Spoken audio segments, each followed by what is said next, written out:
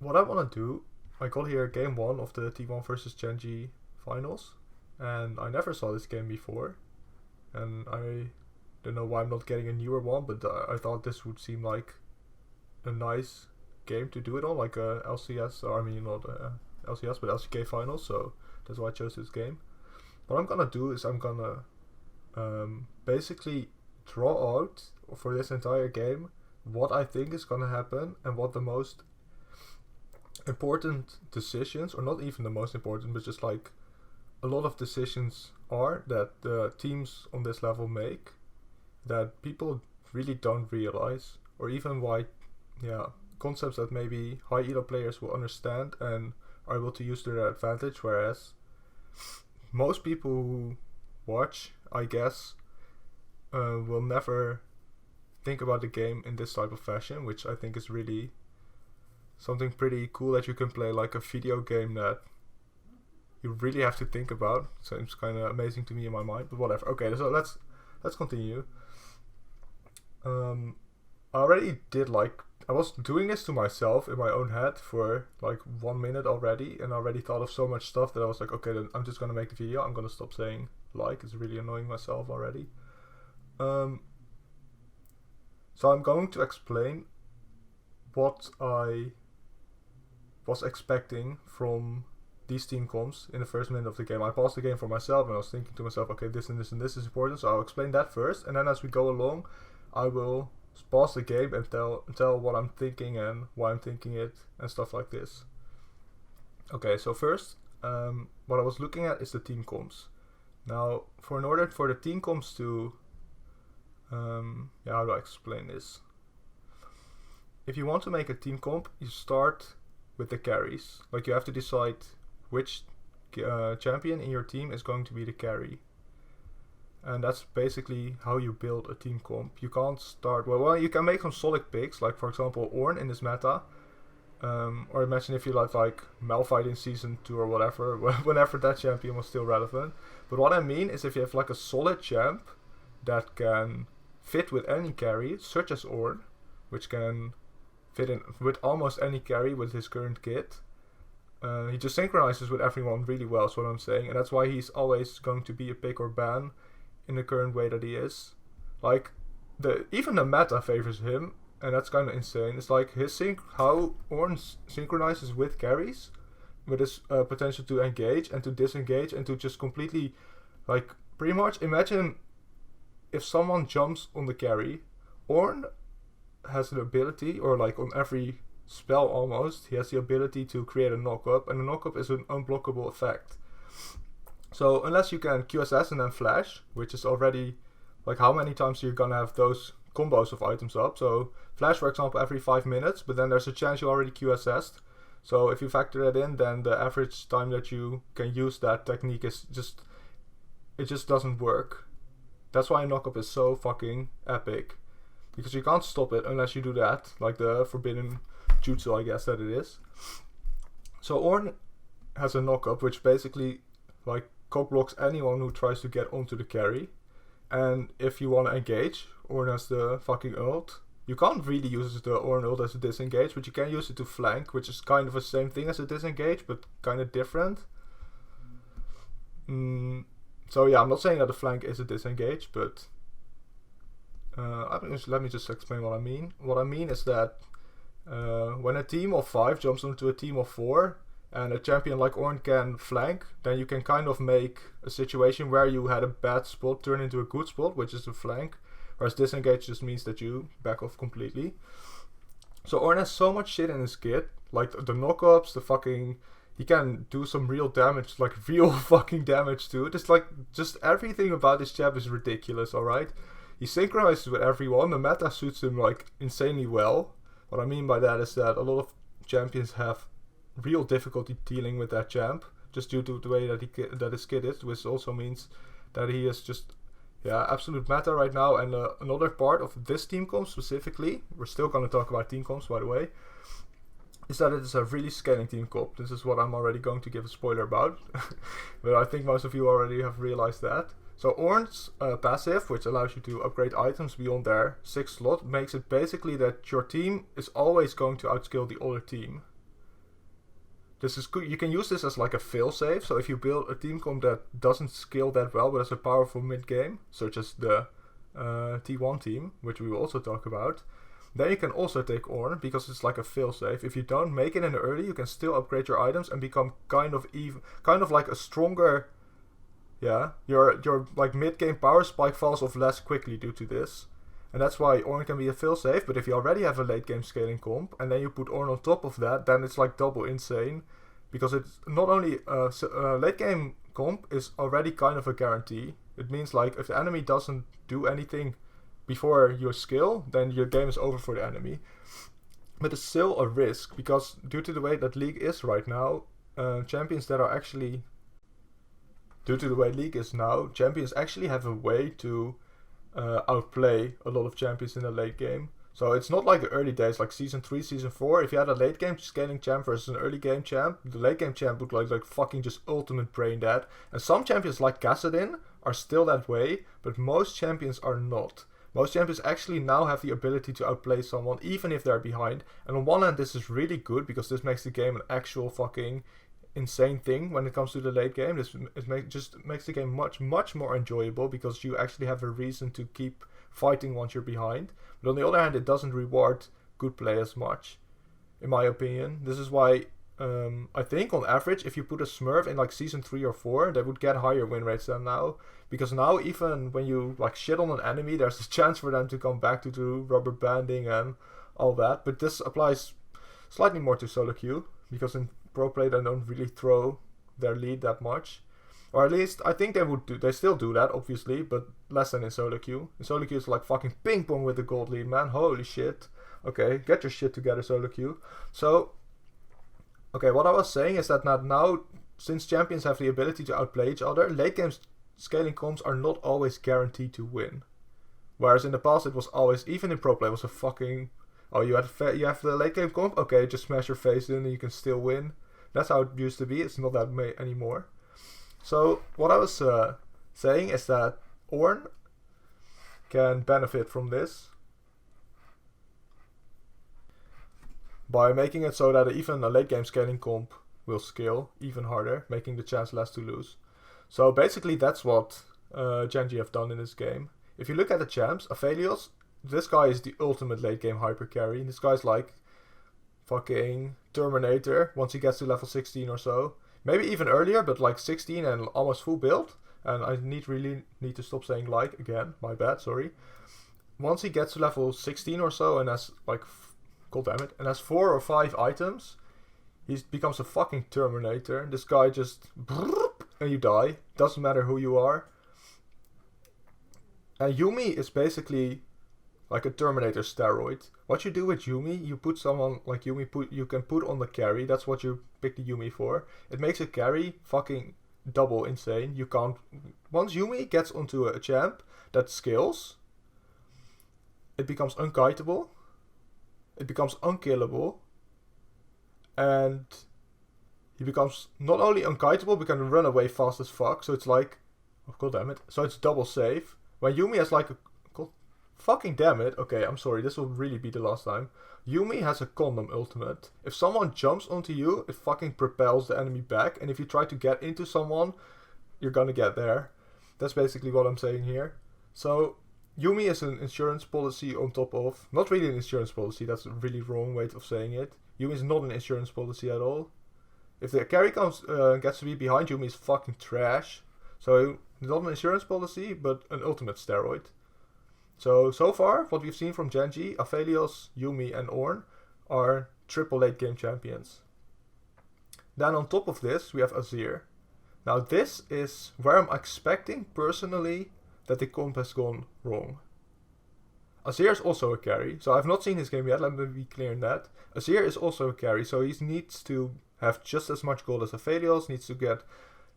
If you're playing Azir and the kill goes to the AD carry, it's not necessarily bad, but it's one of those champions like Vladimir who you do want the kills on. It's in my opinion essential in a champion. You can fucking skill as much as you want, AFK, brain AFK, that's why the pros pick him anyways. You just go AFK, clear lane, clear lane, clear lane. You can't die because you're Azir, that's why you pick him.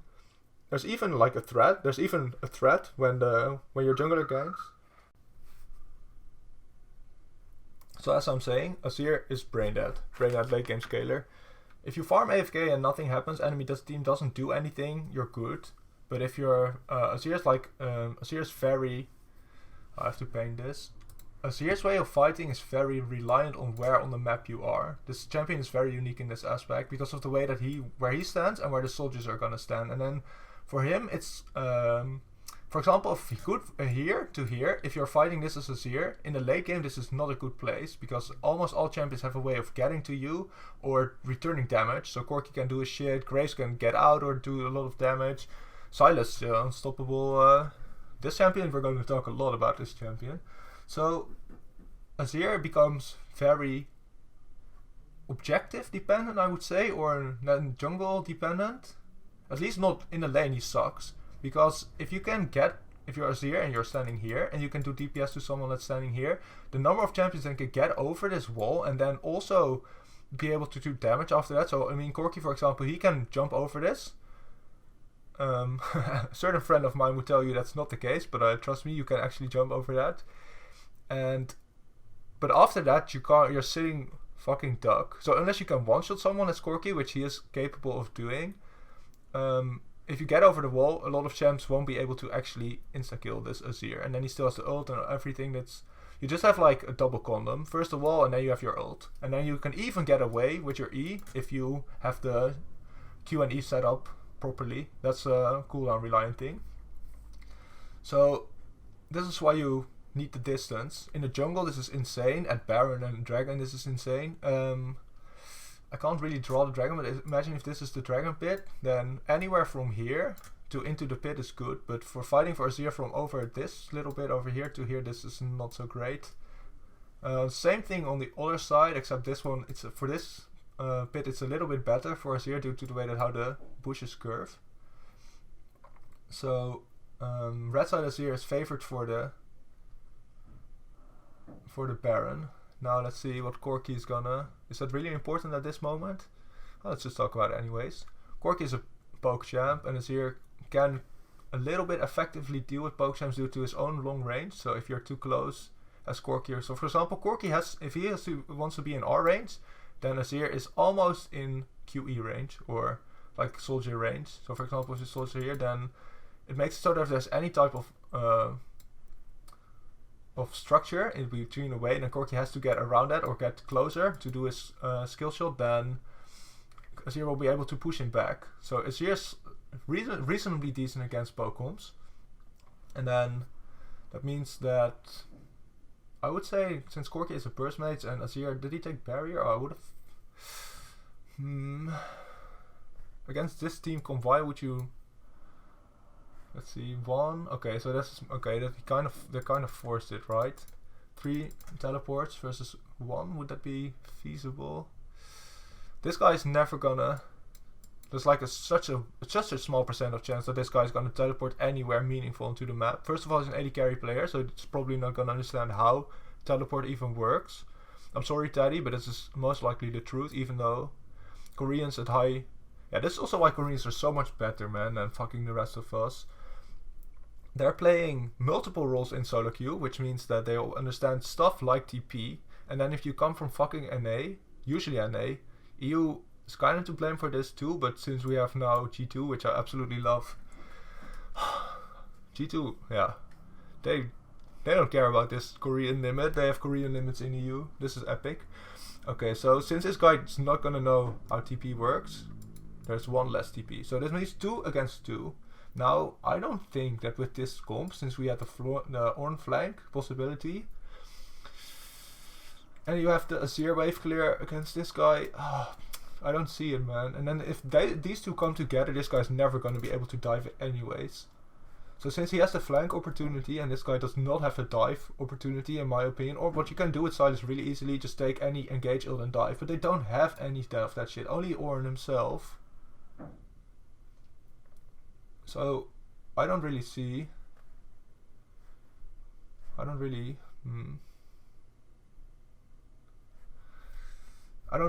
need for them to have for him to have double TP. 1 TP is enough here.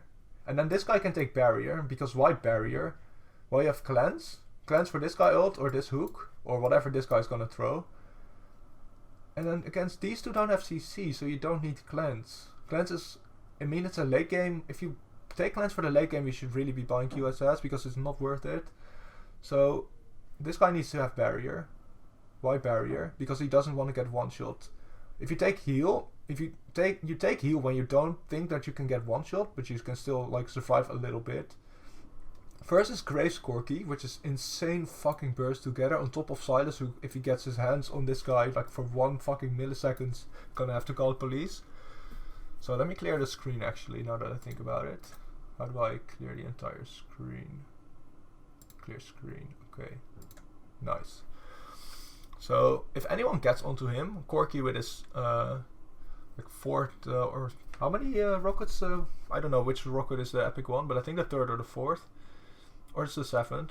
Who knows? Okay, so whenever Corki gets his last one, plus his if he maybe crits or the Q on top of it, plus any of if he crits or Sheen, then this guy might already not be needed, but otherwise we can add in Graves like ult or whatever, and then this guy just insta dies.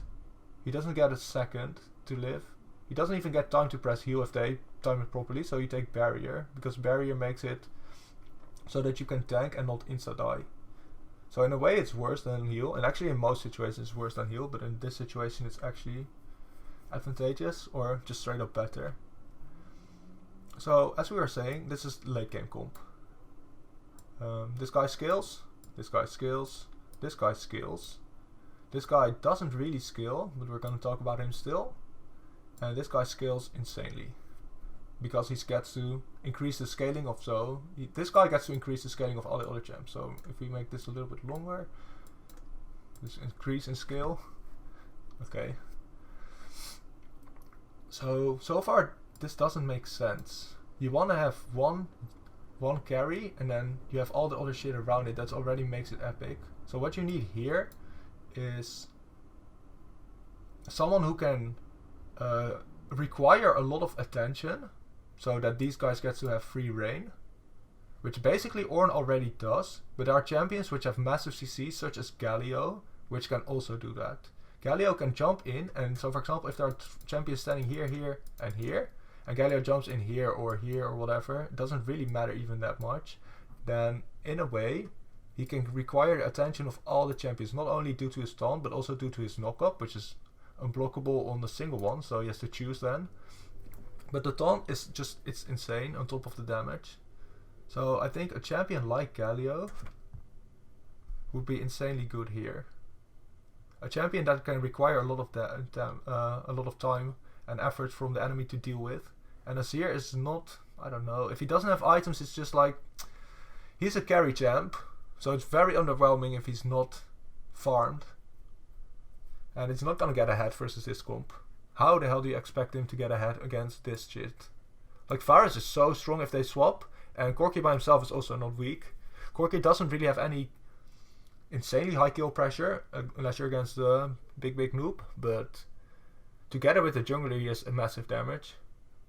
So yeah, I don't see why you would take someone. No, the Azir is not going to be able to out DPS the word. Like what you have to think about is the time that Azir gets to DPS them versus the time that Galio is going to be able to keep them busy. So for example, if he gets to DPS for 2 seconds, this is just an example, and he gets to do 1200 damage. Then if you instead take the Galio, or someone like Galio, I can't think of anyone right now. Galio is in my opinion a good example, because yeah, he's a mage, so they need AP obviously.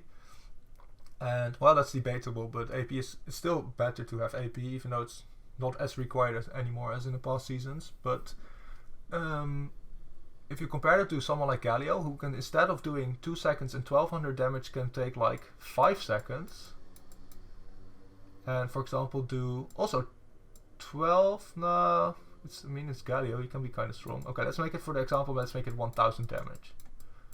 Okay, so he's gonna do less damage overall than Azir, but because of the extra seconds that he buys, these guys get to do more damage. And in those 3 extra seconds, even though he's a fucking AD carry, and AD carries are absolute trash in the early game, he's still gonna be able to do more damage than this. Because he gets more than 2... He gets 2.5 as much time, 2.5 seconds as much time.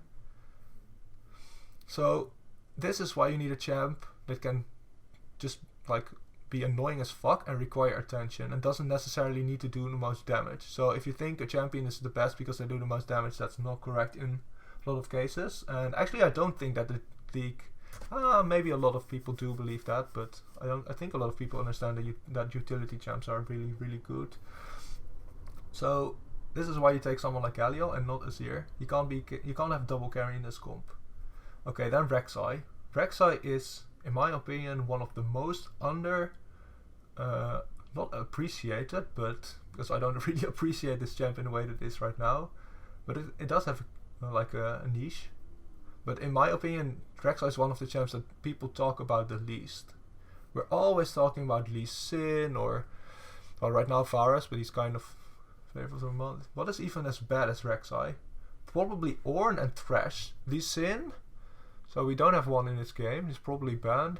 I don't know, and I'm not even gonna look, but I'm just gonna assume that he's banned. I'm like 99.9% sure on this. I didn't watch the pick and ban phase, I just clicked to this, watch the game, and then I got to here. So basically Thresh and then Lee Sin. Probably Ornn. I feel like Ornn has been meta for a long time. He was away for a little bit, but then he came back just as fucking quickly, and I don't feel like he's going anywhere. Rek'Sai. What are other champs like this? Well, I can't think of any at the moment, but I'm sure there are some more, but not that many. These champs are just always in the meta. And by meta I mean always in the pro play and in the solo queue play. So not champions that are always popular in solo queue, like fucking Yasuo, but champs that are popular in both. And then you have like real shit. That's real fucking... If you have a champ like Thresh, or the kit is just, it's just so well designed, and the same thing is for Rek'Sai. The kit is just fucking, it's so unique, but it's also so playable in so many situations, and it makes everything like a skill matchup almost. That's why champions like Sylas are also so strong, but Sylas is, I would say Sylas is broken, whereas champions like Rek'Sai and Thresh, they're also very broken, but only, yeah, I mean, Rek'Sai, and what I mean by meta is champions that are always popular in professional play. These champs have been around for insanely long, and Rek'Sai is one of the most discussed about of those. The way Rek'Sai works is, yeah, I think a kit is a pretty good representation of what the champ is supposed to be. It's kind of like a predator, and what by that I mean is that it can sense where the enemies are if you're on the ground, which is, yeah, it's a predator. And it makes sense in the way that the champion is played on top of how the champion, yeah, how the kit is. So the kit and the way that it was designed are so unique, and it just completely fits in the same way that Thresh fits, and in the same way that Lee Sin fits. And Ornn, I don't know, that champion has too much shit. But in the same way that Thresh, Lee Sin fit, which those two champions are always spoken about, how long they've been meta, how their kits are always insane, blah blah blah. It's true, but Rek'Sai deserves to have the same title because that champion is always in there, but no one speaks about it. The champion's kit it's good.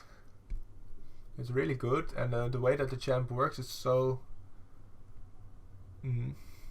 It's unique. So okay.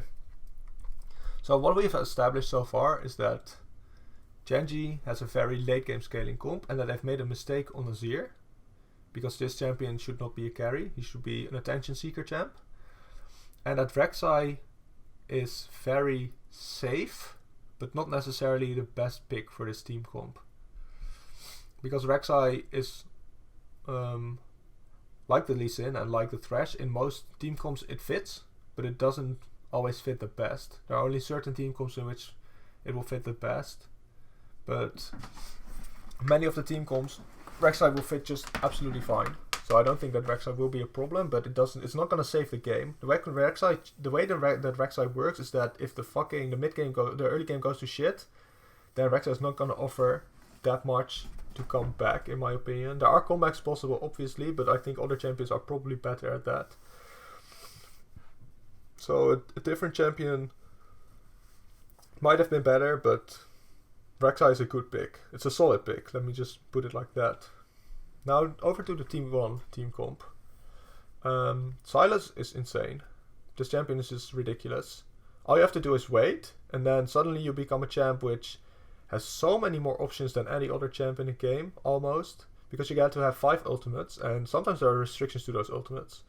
So if we look at the enemy team comp, or the Gen G team comp in this case, Ornn ult, good to steal. Rek'Sai ult, situational to steal, but it can be good. So situational.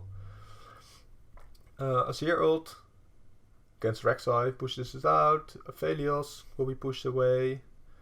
Ornn cannot really be pushed away because he becomes invincible to CC during one of his skill combos. And that's actually just so insane, man. It used to be on Malphite ult only. They were like, that was the only spell in the game that would just ignore CC, and then you get, for example, Hecarim ulti, or even, there's one more that I can't think of right now. So you've got Malphite, Sion Rework, yeah, that's the one I mean.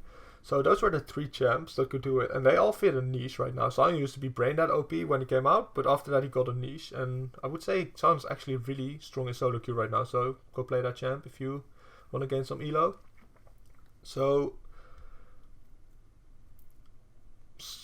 yeah, Sylas doesn't fit any niche. It just takes, yeah, it just offers up so many options for your team.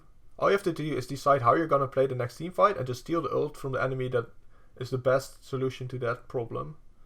So in solo queue, this obviously isn't gonna work unless the guy who plays the champ is gonna be that smart. But in professional play, all you have to do is have one guy in your team who can think, okay, how do we need to play this fight? Okay, which ult are you gonna take? Now, if you're a really good shot caller, you're gonna call which ult the Sylas is going to take. Then you might think, oh, he's a pro player, and he's going to be able to think for himself. This is the magic behind professional play, and why the level is so high, that you only need to have one shot caller in the team. And if that guy can decide a high level play, then it make it so that the 4 other guys will also follow this most optimal play, and that's when you get absolute dream situations in professional play, which are almost entirely unique to that. You can have maybe like a tournament like Clash, but it's unlikely. But in solo queue, you're almost never going to see this situation, because the stars have to align perfectly for 5 people to be on the exact same page and the most optimal route. So this is why some games in professional play are just insanely epic to see. Now, the thing is that Sylas has all these options, which means he's already a great champ. He can scale, he will definitely scale, but if he catches out someone alone, he's still going to kill them. His champ, his damage and his survivability is just, it's insane. By itself, it's already insane, but it's not OP by itself, but it's insane. But combined with how much utility the ultimate offers, it's yeah, that champion is overloaded right now. This is what a real example of overloaded needs to be. He either needs to become less of an yeah, he has to become less of an ultimate assassin, killer, bruiser, tanker man type of thing without his ult, or the ultimate needs to be nerfed. So one or the other. Because that's essentially, if you nerf the ult, then it's still part of his kit. But if you nerf the other part, then you can still build it around what his main goal is supposed to be. Like Sylas is the niche that Sylas has is that compared to other champions never have this type of skill where you can steal an enemy skill. So this is what Sylas is about. So if they nerf that part, it would probably be sad for the champ, because then he becomes more regular champ. And I hope Riot will not do it this way. I hope Riot will just straight up nerf his solo kill potential, and not only his solo kill, but also just all of his options that he has. He can do the dashes, the sustaining, the just the straight up damage, the gap closing, all of that together. It's too much. It's just too much. Okay, so, or they can just, I think if they take off the damage a little, no, there is too much tankiness still. No, okay, just one of those things has to get tossed out of his kit, and then he's fine. Okay, so that champion fits with almost everything. Now Graves. Graves early game, scaling into the mid game is insane. That's just, that champion, his early game it's strong, but it's not the strongest. There are champions that can beat him in the early game, especially in a 1v1 situation. But then his mid game, it's godlike. Have you ever had that you're like you're ahead of the enemy Graves, and then in the mid game you just don't want to meet that guy in solo queue at that situation. So this is the mid game of this champ is insane. Corki, he's gonna get that Triforce, that Infinity Edge, and then he's going to be set for life pretty much. At that point you really already want to end the game. You kind of want to end the game ending. You kind of want to be ending the game into building Static Shiv. So approximately when your Static Shiv or your Rapid Fire Cannon or whatever seal item you want, when that thing is finished, that's pretty much when you want to be finishing the game. So you want to secure some shit during that one item power spike. Now, after getting Triforce, you already have a power spike. It's an insane power spike, but it's not the highest. I wouldn't say it's the highest. I think once Corki gets Infinity Edge on top of Triforce, and then if you crit once, I mean, it's still a coin flip, kind of, but since it's professional play, you can probably make the situation so that he gets to crit, or gets to do some auto attacks, or some poke, or whatever he's going to do. Then you have some insane damage that can just burst someone down insanely fast. Insane mid game, anyways, from Corki. Varus. Varus has options. Varus right now also has a lot of options. He can do the on-hit build. He can do the pokey build with the lethality and all of that crap. And he can do a normal AD carry build. Which, I mean, that's not why you pick him, but he can do it. So essentially he can do the on-hit build, which just insanely stretch any type of team. He can do the poke build, which makes him a poking machine and just an insanely high damage burst type of champ. Well, not necessarily burst, but he can kill someone quickly. It's not necessarily burst, but he can kill someone quickly. Or I can do the normal AD carry build. This champion has so many options, but he doesn't scale the best. With any of it built, he scales, for example, with the on-hit build, he scales better than normally, but it's still not the best scaling late game. Lulu, Vayne, Aphelios, they all outscale him still. So it's not a late game champ by any means. But it can be a mid game champ with the Triforce build. So what I'm expecting right now, since Corki is also a Triforce builder, is for Teddy to take the Triforce. To take the Triforce build and not the on-hit build. He does have Arcane Comet, which I might think is just to be a bully in lane. I don't think so really, but why would he do that? It doesn't make sense. If you want to go the Triforce build, then you want to go for mid-game power spike, which means like Q poking and just doing damage, finding picks. I think maybe Comet might be best after all. Yeah, I don't think there's anything other that you can take. Maybe Electrocute, but that would be hell of troll, but that would still be... If you take that build, I don't think it's the worst. I don't think it's the worst at all. Unless you think that you can't get off the three hits, but I do think that you can do it if you take the Triforce build, because you're going to have to do more than one hit anyways. And then it's already nearly 3. So I think Electrocute might be better, unless he needs... Does he need the Mana Flow Band? Yeah, Mana Flow Band is good if you're taking mana. He's going to build tier, so that would be good. But I still think, I don't know. Maybe it is, maybe it's not. I don't know the math on that. I have to look that up. Okay, so Thresh, this champion just fits with any comp. So T1 has a early game type of... No, not an early game. I'm saying that's completely wrong. They have a mid game comp which scales into the semi mid game, if that makes sense. Once they get their items and can become online, that's where you want to secure shit. And then you want to end the game as fast as possible, otherwise you're in a very shit situation. Because on the enemy team, the G1, the Gen G team, my bad, they're just gonna run you down if you get late game. They're just going to absolutely destroy. So far, we've discussed what the team comps are like. T1 has to do the team comps and win in the mid game, not necessarily win in the early game. That's not really necessary because they scale as the mid game continues. So they just wait for their mid game out power spike. Then you attack as quickly as possible, take as much gold as you want to secure your next item upgrade, and then from there you have to win the game. That's basically how this team comp functions. Whereas the Gen G team comp, they just wait. Rek'Sai is kind of weird champ for this because he's not really. I mean, he's kind of good if you're getting dove and he's there to support you. He's not the worst, but he's also not the best at that. Or I mean, I'm sorry for everyone listening. I'm going to say he a lot because it's a fucking monster. So, I don't think that Rek'Sai is necessarily the best. But yeah, it's still a solid pick. So what you're going to do about it? So, in this situation, Gen G just basically they say, okay, we just don't want to int. We're going to play a very safe game. We're just not going to int, and then we're just going to auto-skill into the late game, win the game for free. Now, we're playing against T1, so in my opinion, that's a lot of disrespect. That is a lot of disrespect. Basically, you're saying, we're so pussy that we don't want to play against you for real, and we think that you can't even do anything about it. That's how big of a pussy we are. And T1 is saying with this comp, okay, bring it on. We will see who's locked in here with who. That's basically what they're saying. And I think T1 is gonna win. That's going to be my prediction. I swear I've never seen or heard the results to this series, I think, and if I did, I've forgotten.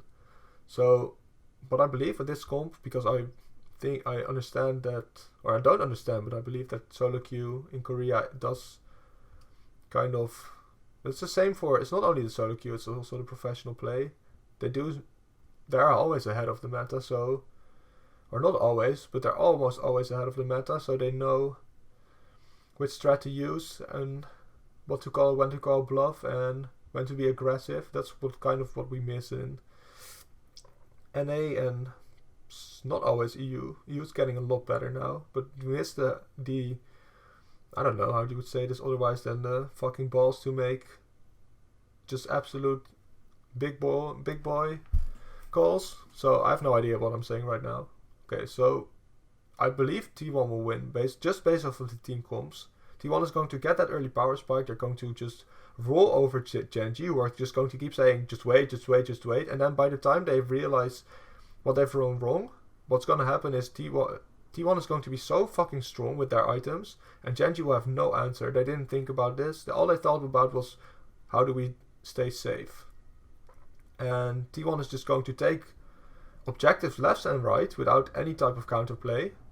Ornn can ult once, and Azir can wave clear from a range, and then that's it. Rek'Sai doesn't offer any real wave clear. If she has to get close to the wave, she's fucking dead. Aphelios is very situational in wave clearing. Sometimes he can wave clear really fucking fast, and other times he just doesn't do any type of shit. So that's why this champ, it's situational in his wave clear. He's not like Anivia where you can just sit back, press R, and always try to clear the wave. Now Anivia's kind of shit at the moment, so it's not a good example, but that's what the champion used to be. And kind of still is, but not really anymore. So she's lost her identity. So what's going to happen is T1 is just going to roll them over. They're just going to wait early, and then Gen G is going to get a false sense of security because they're thinking, oh, they're not doing anything. We're going to scale just fine. And then suddenly T1 is going to be like, okay, we actually have fucking enormous fangs that can just instant rip you through half. Then we're going to show it, and you're going to fucking poop your pants and throw the game right into our lap. That's what's going to happen. So these are my predictions so far. Now we're going to actually start watching the game, which I believe it's about time, but kind of a complicated game.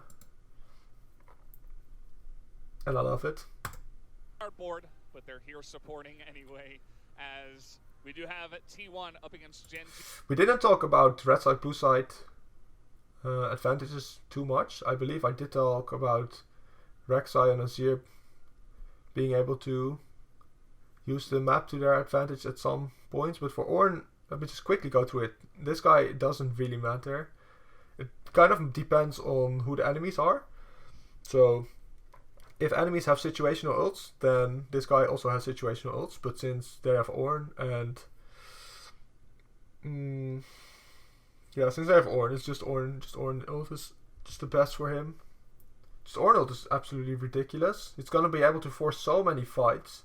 The Ornn ult is going to be able to get, like, if you look at this team comp, Graves, Corki, Varus, Thresh, the chance that Varus gets a pick, it's small. You don't really want to ult for a pick, depending on how the game is going. Not at least in the early fights.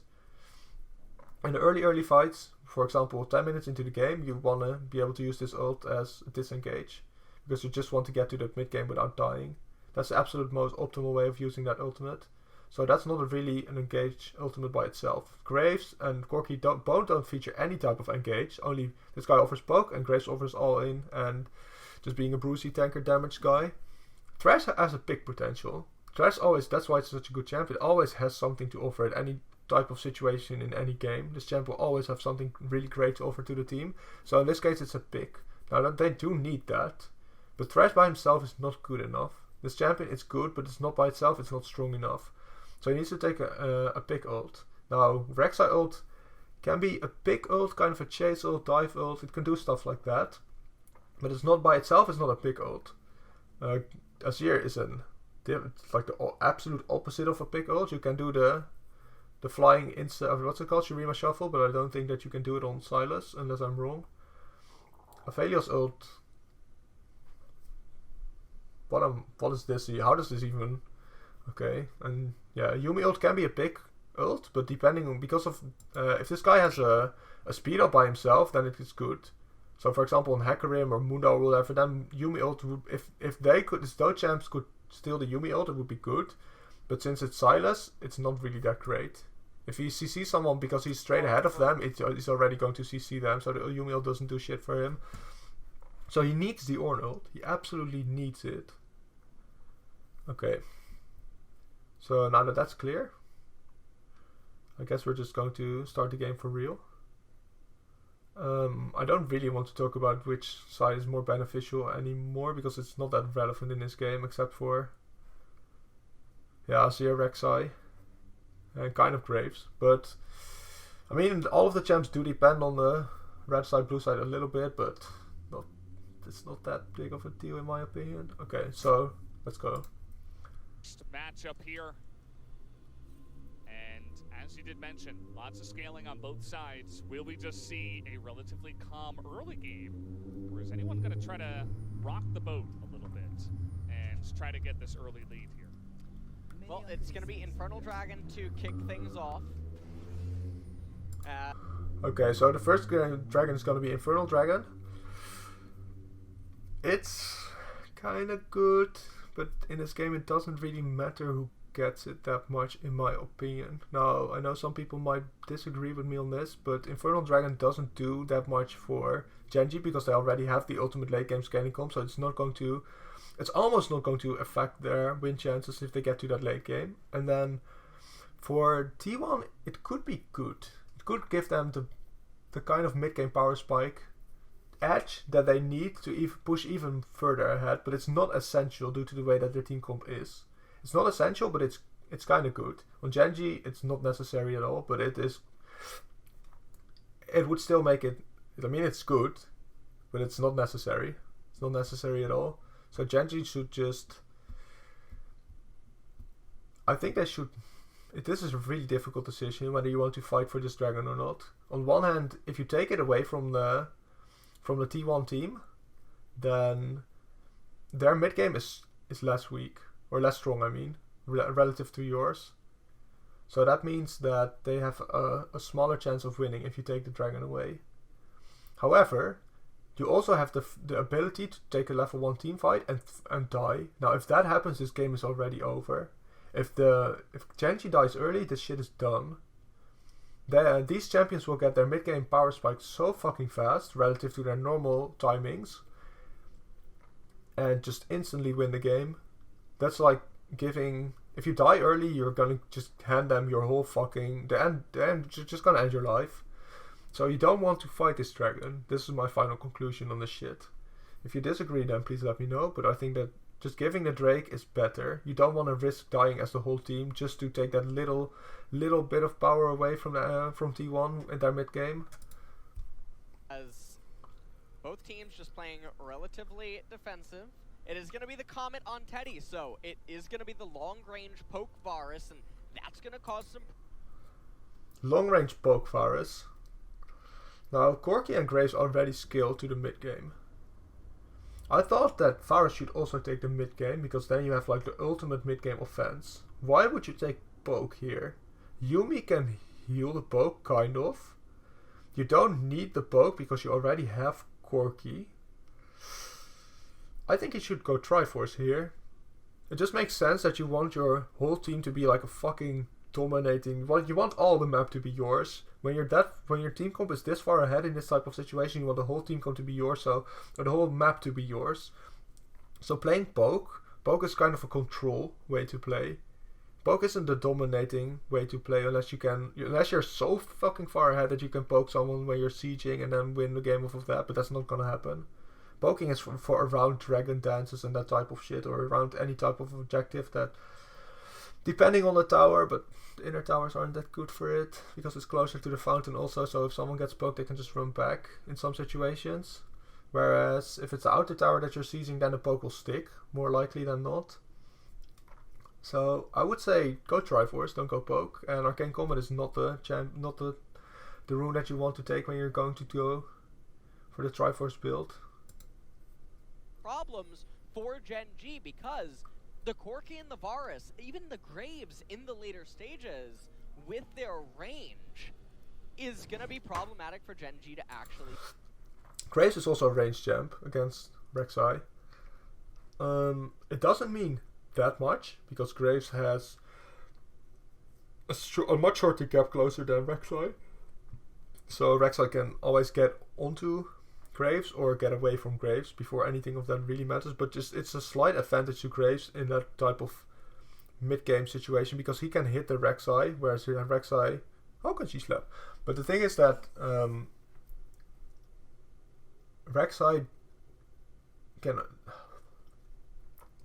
So what I'm saying is that Graves has the ability to poke Rek'Sai a little bit without any type of real repercussion, but not that much. It's not like an Ezreal trying to hit a Rek'Sai, it's Graves trying to hit a Rek'Sai, so it's slightly advantageous, but not that much. Rek'Sai offers other stuff, but in that type of situation, Graves is better. Rek'Sai obviously has the knock-up and the engage and the sensing and all of that, but... fight against once this game goes the distance. So, Gen G are the ones that are likely going to end up being on a clock. Graves doesn't need to get ahead early because he's going to have more... Now I hear LS say that Gen G is going to be on a clock. I think he's completely wrong in that. Normally, I think that... Okay, that's kind of harsh to say it in that way. And I think that he's probably wrong in that. Because Gen G have the absolute late game dream team, whereas T1 do not. So unless he means a clock... No, I don't know. I don't think that he's right in this situation. For usage for the team fights than say a Rek'Sai would. And that's one of the sore thumbs that's really sticking out in terms of the draft right now. So, while T1 has all 5 champions that are going to be really effective in the later stage team fights, Gen G are going to realistically have about 4. Yeah, I mean, we're going to... He's right in the fact that Rek'Sai late game doesn't count. But I don't think that's really fair, because the way that Corki works, I mean, obviously he's gonna do, like, stuff. But it's not... Corki scales well, don't get me wrong. But not compared to Azir. So if we compare... What he did was compare the Graves to the Rek'Sai, and then he came to the conclusion that, okay, if we compare Graves to Rek'Sai, then in the late game, Rek'Sai's out. Now, I agree with this, but... what LS did not really recognize so far, maybe he will get into that, is that this guy is going to make this guy a fucking bitch if we get to the real late game. If we get to the late game where this is a realistic situation, and this becomes a little bit earlier, so for example, if this were at maybe 38 or so minutes, maybe a little later, but I'm going to just keep it on 38. Oh, this is the most beautiful 8 I've ever drawn in my life, so... Oh my god, this 3 looks also really epic. Okay, so if this is at 38 minutes, and this situation would unfold at around maybe 44 or 43 minutes.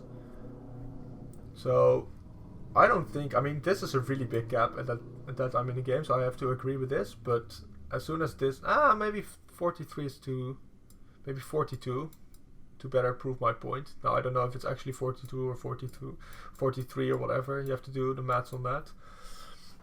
That guy also invalidates him, so, and then this guy invalidates him at a real late game, and then this guy is going to invalidate all of them pretty much, because of the way that it's going to sync with the Aphelios. Or the Azir, if Azir gets to get ahead by himself. Now, it's unlikely to happen, because Azir, like we talked about, it doesn't have any kill pressure, so it's unlikely to happen, but she can lock onto Azir as kind of a failsafe, and probably thought of that, but that's not the correct way of using the Yuumi. So, I don't think that Gen G are on the clock. I think that's not correct. Okay. I see Clid trying to go for big knock-up engages, perhaps into a backline, maybe try to catch one of their squishy underbelly 80 carries, maybe the Varus if he can get there, but as you did mention, he's not going to be too happy as Cuz coming in here just casually going to steal away a bunch of popcorn chicken. Oh. As BDD is making a little run to put down a ward. He did not expect to see Cuz here as over the wall goes Cuz. Do they have the damage? The flash forward. Have you ever seen this? For real? Have you ever seen a fucking jungler going from their fucking red buff to your rage to get level 2 against a Rek'Sai? He completely coin flipped that the Rek'Sai would not be buried and that he would not be revealed. Then he took it's a coin flip. It's pretty much a coin flip, but this is why Korea is so fucking epic, because they think of shit that is actually a coin flip, but because it's so new, no one is able to understand that it is a coin flip in the first place. So if you get spotted by the Rex, he's fucked. Not really fucked, because Azir can't move that great, especially level 1 Azir. He doesn't have the skills to move, so he's not that fucked. But it's still, it's a coin flip, and he knows that he can win versus Rek'Sai 1v1, or at least he's most likely to win because of his gap closer. So this was most likely going to end up in T1's favor. This was an excellent way of how to path the jungle. It's almost no one does this, and this is something that probably people should be looking at how to do properly.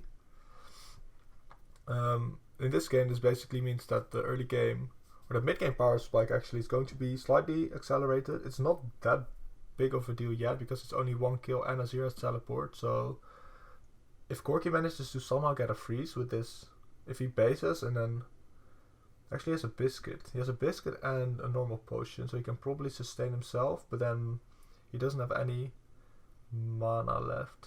So he does have the biscuit though, which gives a little bit of mana used to. I can't remember if it does, but if it doesn't, then so oh well. What he could do is base and just did Faker get the first blood? Oh, Faker got the assist. Okay, so then it's not optimal really to base and TP back in and have an item advantage in the lane. So what's gonna end up happening is Corki is going to stay, otherwise he's fucked. And if he has to TP, then this could actually be a win for Gen G. Unless Grace is able to make use of the gold more than Azir is able to make use of the early TP. Because Corki doesn't want to TP yet. Corki, unless you can get an item for a 1 item power spike, so this is another, if he buys a Doran's ring or a Doran's blade and is able to exert pressure onto Azir through that, which is unlikely because it's Azir. But if we're able to do that, then teleporting back is worth. But if Azir teleports in now, right after his spawn, he's going to have a slight advantage onto the Corki. So Grace can make use of him not having a flash. If Grace is a good jungler, he goes back and just completely zones him off, or they can just accept it and move on. Now I think that if Grace recognizes that the flash is down and that Corki is in such an advantageous spot, given that Grace has a red buff and that he can just loop into blue buff and right back to the mid lane. Actually there is a ward there, but he has so many options right now due to the camps that are still up and due to the Scuttle Scraps that are going to spawn relatively soon, that Azir is going to be under so much pressure. So let's see what happens. There it first blood immediately given to Cuz at 2.5 minutes already. Yeah, and so now Cuz, he's going to help Faker shove out the lane. The Faker doesn't have the wave clear to do so. BDD obviously has teleport. We pan over to top. Both of these champs have retarded trades, by the way. They both just did something incredibly ridiculous, and I don't know how this is allowed, but whatever. Let's see I don't see how this gank is gonna work unless Sylas plays it like a troll. All you have to do is wait. Sylas is the mid-game champ, so he's not going to feel any pressure from the fucking Ornn. All he has to do is wait for the lane to come to around this place and make sure that he doesn't hug this wall. If he hugs this wall, then Ornn is gonna smash into him and then he can port onto his ass with the Rek'Sai tunnel. But if he hugs this way and this wave is around here because Ornn is already pushing the wave right here, then he's in a fucking golden spot. This guy he just wants to wait, wants to get his level 6, wants to come to the mid game without feeding. This is why I don't know. I don't understand how people play this video game sometimes. Like, what is Ornn doing in this situation? Why does he trade with him? Why does he trade with him and force the wave to push? And then it's gonna whatever. Okay. So far, topside is winning for T1. And you can see Rek'Sai not going to be able to find any sort of a gank. Kana is extremely healthy. Now BDD is going to get all of that solo XP, but down here in bot lane, Teddy and okay, yeah. Effort, they're just going to crash, and I think they're going for a cheater recall. So lots of things happening here in this game. As we just take a look at the replay, pretty easy kill by Cuz. There's no way for BDD to really escape this. Yeah. Okay. So this the only way that this worked is because it was a genius jungle pathing. Flash comes forward, a little bit of extra damage with the phosphorus bomb, as the last hit does go the way of Graves. Now, what I expect him to do if Graves is not nearby, you want to ward Tribush, but if Graves is nearby, then it's probably fine. There's a chance that they are able to dive and get away, or dive onto the Sylas and get away, but due to the way that Sylas kit works, it makes it really hard. And then Graves can already come in. So Graves' jungle clear is very healthy, but he's low on mana. He's doing his blue buff, and I think Rek'Sai is going to try to look at him a little bit, but Azir hasn't pushed the lane yet. And Ornn has priority because the minions are going to crash into the wave, but the way that Sylas is able to join early game skirmishes is much better than Ornn in my opinion. Ornn does his combo, and if he misses he's fucked, but Sylas is almost guaranteed to that's why he can also be a jungler in solo queue, because he's just able to do the early game skirmishes really well. Something to keep in mind, that late game Graves could be not the best jungler, by the way, just saying that it's possible. Intensely scary as this game does come along. We did see a bit of a recall on the bottom side, but I'm not sure that they actually went for it because they're still down there and no other items were purchased. So perhaps canceling that recall just to update current state of the bottom lane.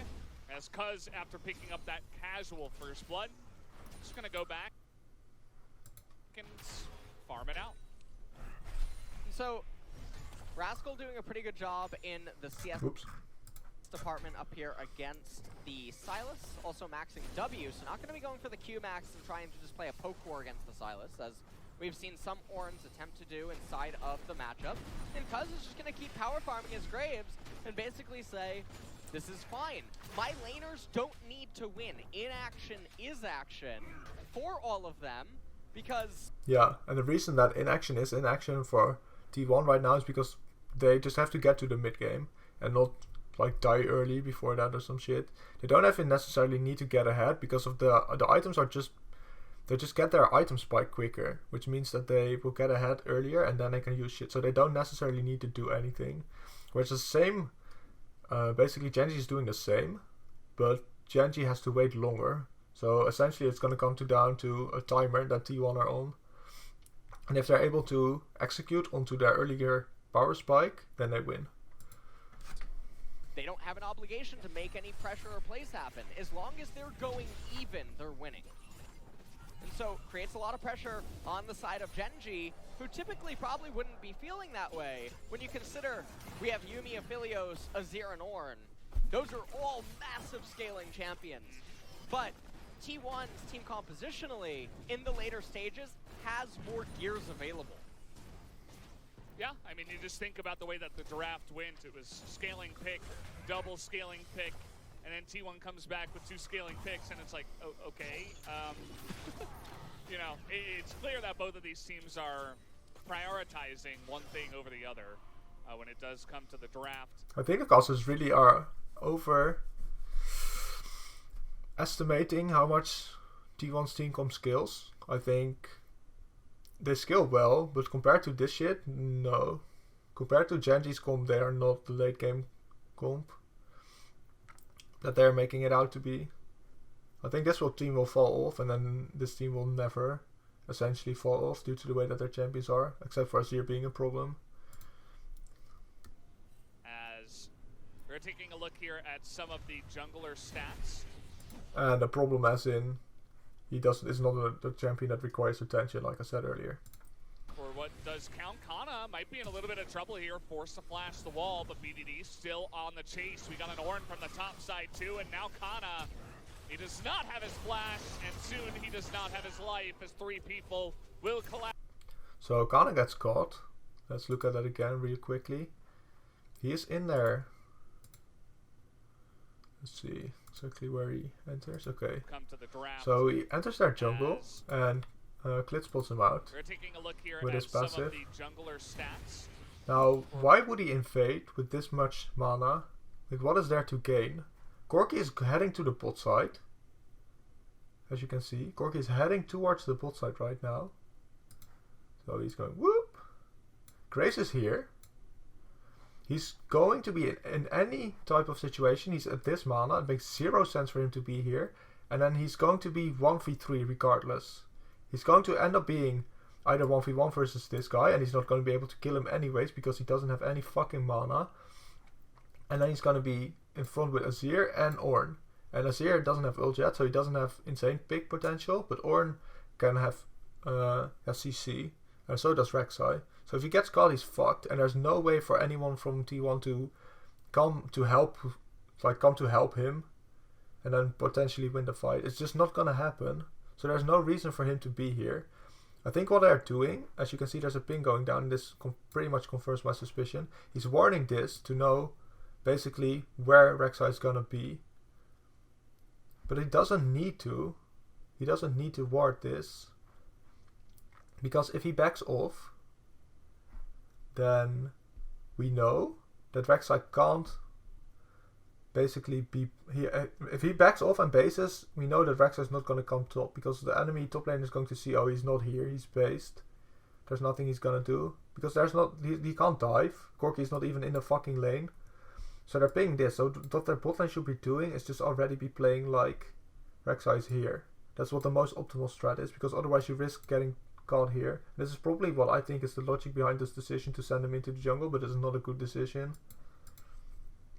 Oh crap. What does count, Kana might be in a little bit of trouble here, forced to flash the wall, but BDD still on the chase. We got an Ornn from the top side too, and now Kana, he does not have his flash, and soon he does not have his life, as 3 people will collapse and take it out. A kill earned here by Rascal. Now, what I don't understand, I think Corki has... Did he pick up the package or not? Can't remember. I think I heard it. But maybe I didn't. Come to the draft. Oh no, okay, I didn't hear it. My bad. Most out of it in regards to how these lane phases play out. Azir and Corki. So what happened was that Corki was on the bot side already, so there's nothing that he can do.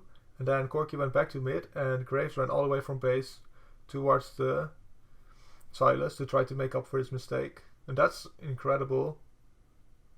Yeah, that's just a loss. This is a general loss for T1. So unless Graves was already planning to path here, which seems unlikely given that there are no camps up and he started on his red buff and the dragon is up, so it doesn't make really that much sense to be on the top side.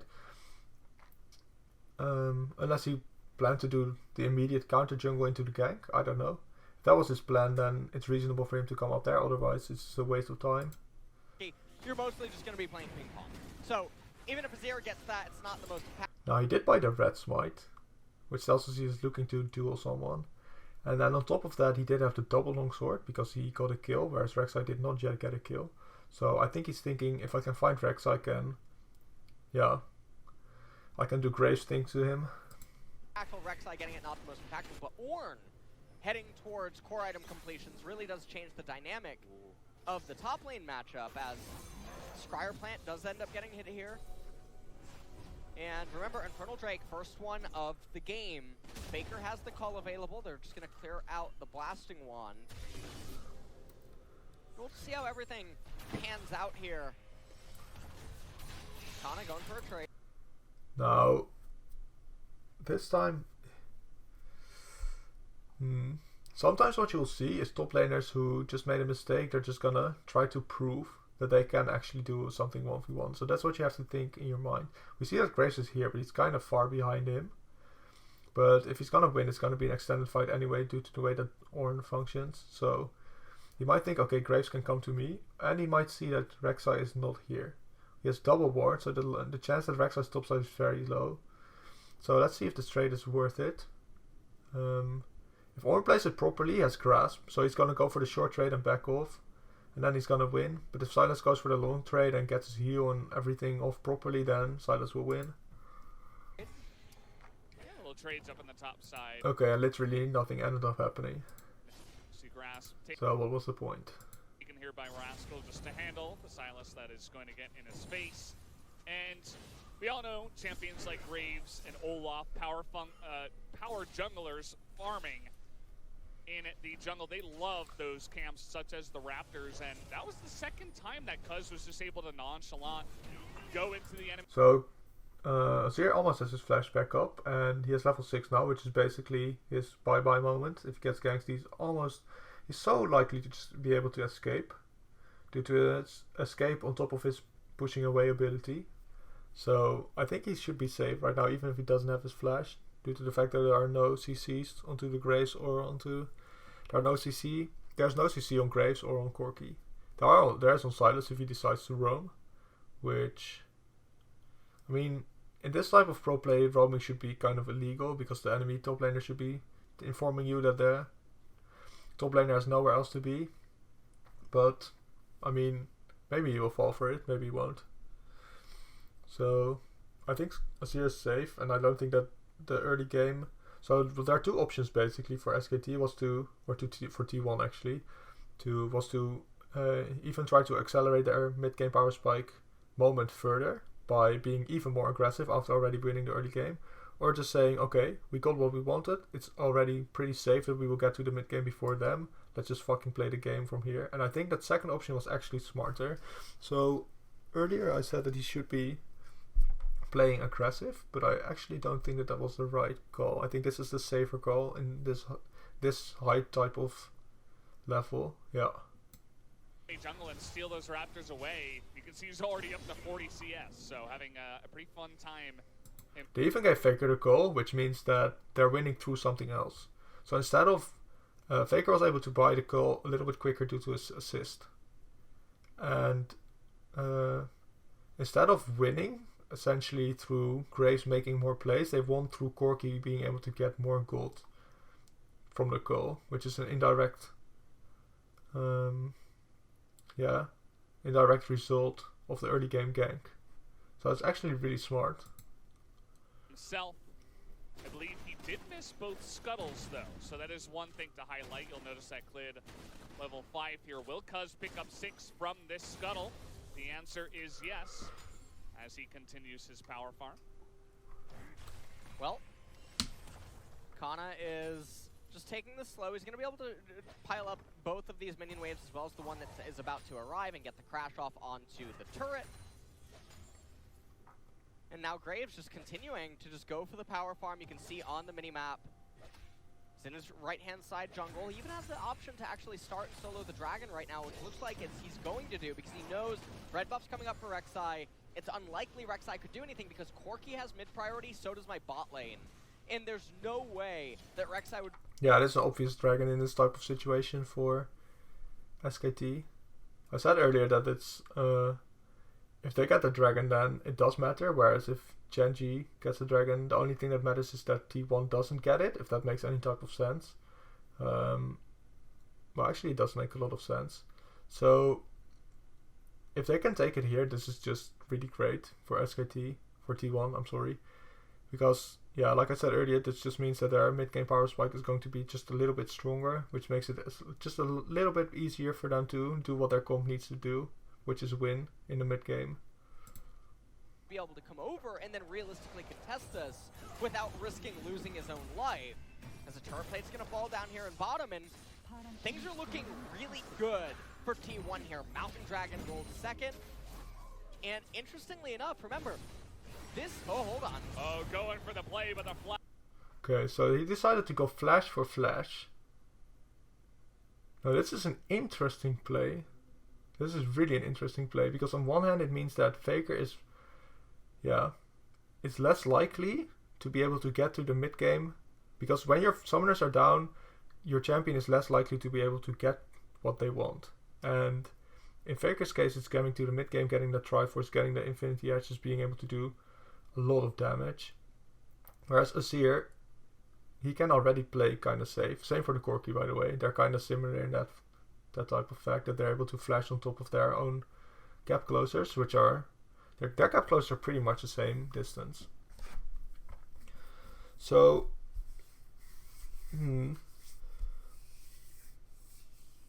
I think this is probably fine. It would not be fine if the if T1 already got to their mid game, because then they have the ability to punish this type of behavior. But until they get there, I think this is probably a fine move, because it makes it so that getting to the mid game is a little bit more difficult for Corki, but it will be probably almost the same for Azir. But Azir benefits from this more because he wants to get to the late game and not to the mid game. So if he can stop both of them, then that's fine. So this probably is a worth play to make, even if it doesn't work. Flash answers the flash, and no kill will go down onto Faker. It's part of the reason why that Corki is often picked into the Azir. It's one way you can easily get away from that engage that is normally pretty scary against immobile champions. As we do pan back up. Yeah, this is pretty much Silas. You can just brain dead roll your head into the keyboard, and then you'll make a trade that you can win. Either you just straight up kill them because they're squishy, or you just make a trade that you win because they're tank. And I don't know, this champ is it's kind of ridiculous, but yeah, that's why he's able to do it like this, to do this kind of move, even though all the vision he has is, yeah, it's on the Scuttle Crab. So yeah, and Rek'Sai doesn't even gank through there, like only dumbass Rek'Sai would walk through there, when you can just tunnel, like tunnel to the pit and tunnel out of the pit, or even through the pit and then again out of the pit. So, yeah, ridiculous champ. The top side, kind of unfazed by that early death, is going to continue taking good trades. And that is one of the things I did want to... Oh yeah, he's even one kill behind and he's still able to do that. I mean, it's Ornn, but then again, it's Ornn. Talk about the T1 team. I feel like they are so good at raising rookies that have amazing poise and never really get that nervous. We'll see if my caster... Oh, by the way, that trick, you know, where the Thresh throws his lantern into the push, where you can see the ward and hit it. Corki can do the same thing with his Q. I feel like people don't use this enough, but okay. Kirsten here talking good, because we do have Klid coming up for the gank. Kana gonna steal it, has his own ultimate, but he is dead. Yeah, Kana's been playing really greedy all game. The invade, or not even invade, the solo mission to get vision was absolutely greedy.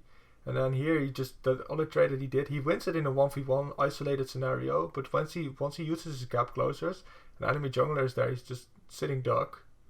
So he's been playing really greedy and trying to show for some reason that he's able to 1v1 maybe the enemy top laner, or the enemy top laner and the enemy jungler, which is not behavior that you want to see in professional play. This is really detrimental to a team being able to win.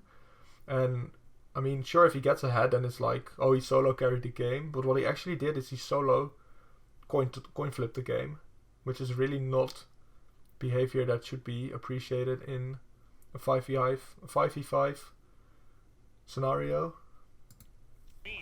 up in the top side. Had to just curse him, didn't I? Yeah, you absolutely did have to curse him, I guess, fellas. What poise he had Yeah. as he went down. I suppose it doesn't change much. We'll see how he does react to being down 0-2 in the first game of a finals. Generally can be pretty jarring for any young player. And you can see here, Cuz now just returning to farming his blue side jungle. Also has both the control wards. Gonna end up dinging level 7, and now they're actually gonna start up the Rift Herald right now. Now Faker is on a recall, so Rascal's gonna be the one that comes over here first. BDD is gonna be able to crash in that mid wave and potentially come over. We'll have to see what Clid actually wants to do here. You can see Rascal. Yeah, that's what I thought. I didn't see that he was recalling. I just saw what is he gonna do. The Thresh can roam and Yumi can really not roam, so this should be a given that T1 gets this. Silas is behind, but even though he's behind that's why this champ is so ridiculous. Even when he's behind, if this becomes a 2v2 or a 3v2, then Silas is still insanely useful. It's not like he's 0-2, he will just do exactly the same as the enemy champion. Cancelled one of his first recalls, but no, they're not interested in contest. So what I think a lot of players might see here is why is he giving the Herald? And first of all, it's because Thresh is there.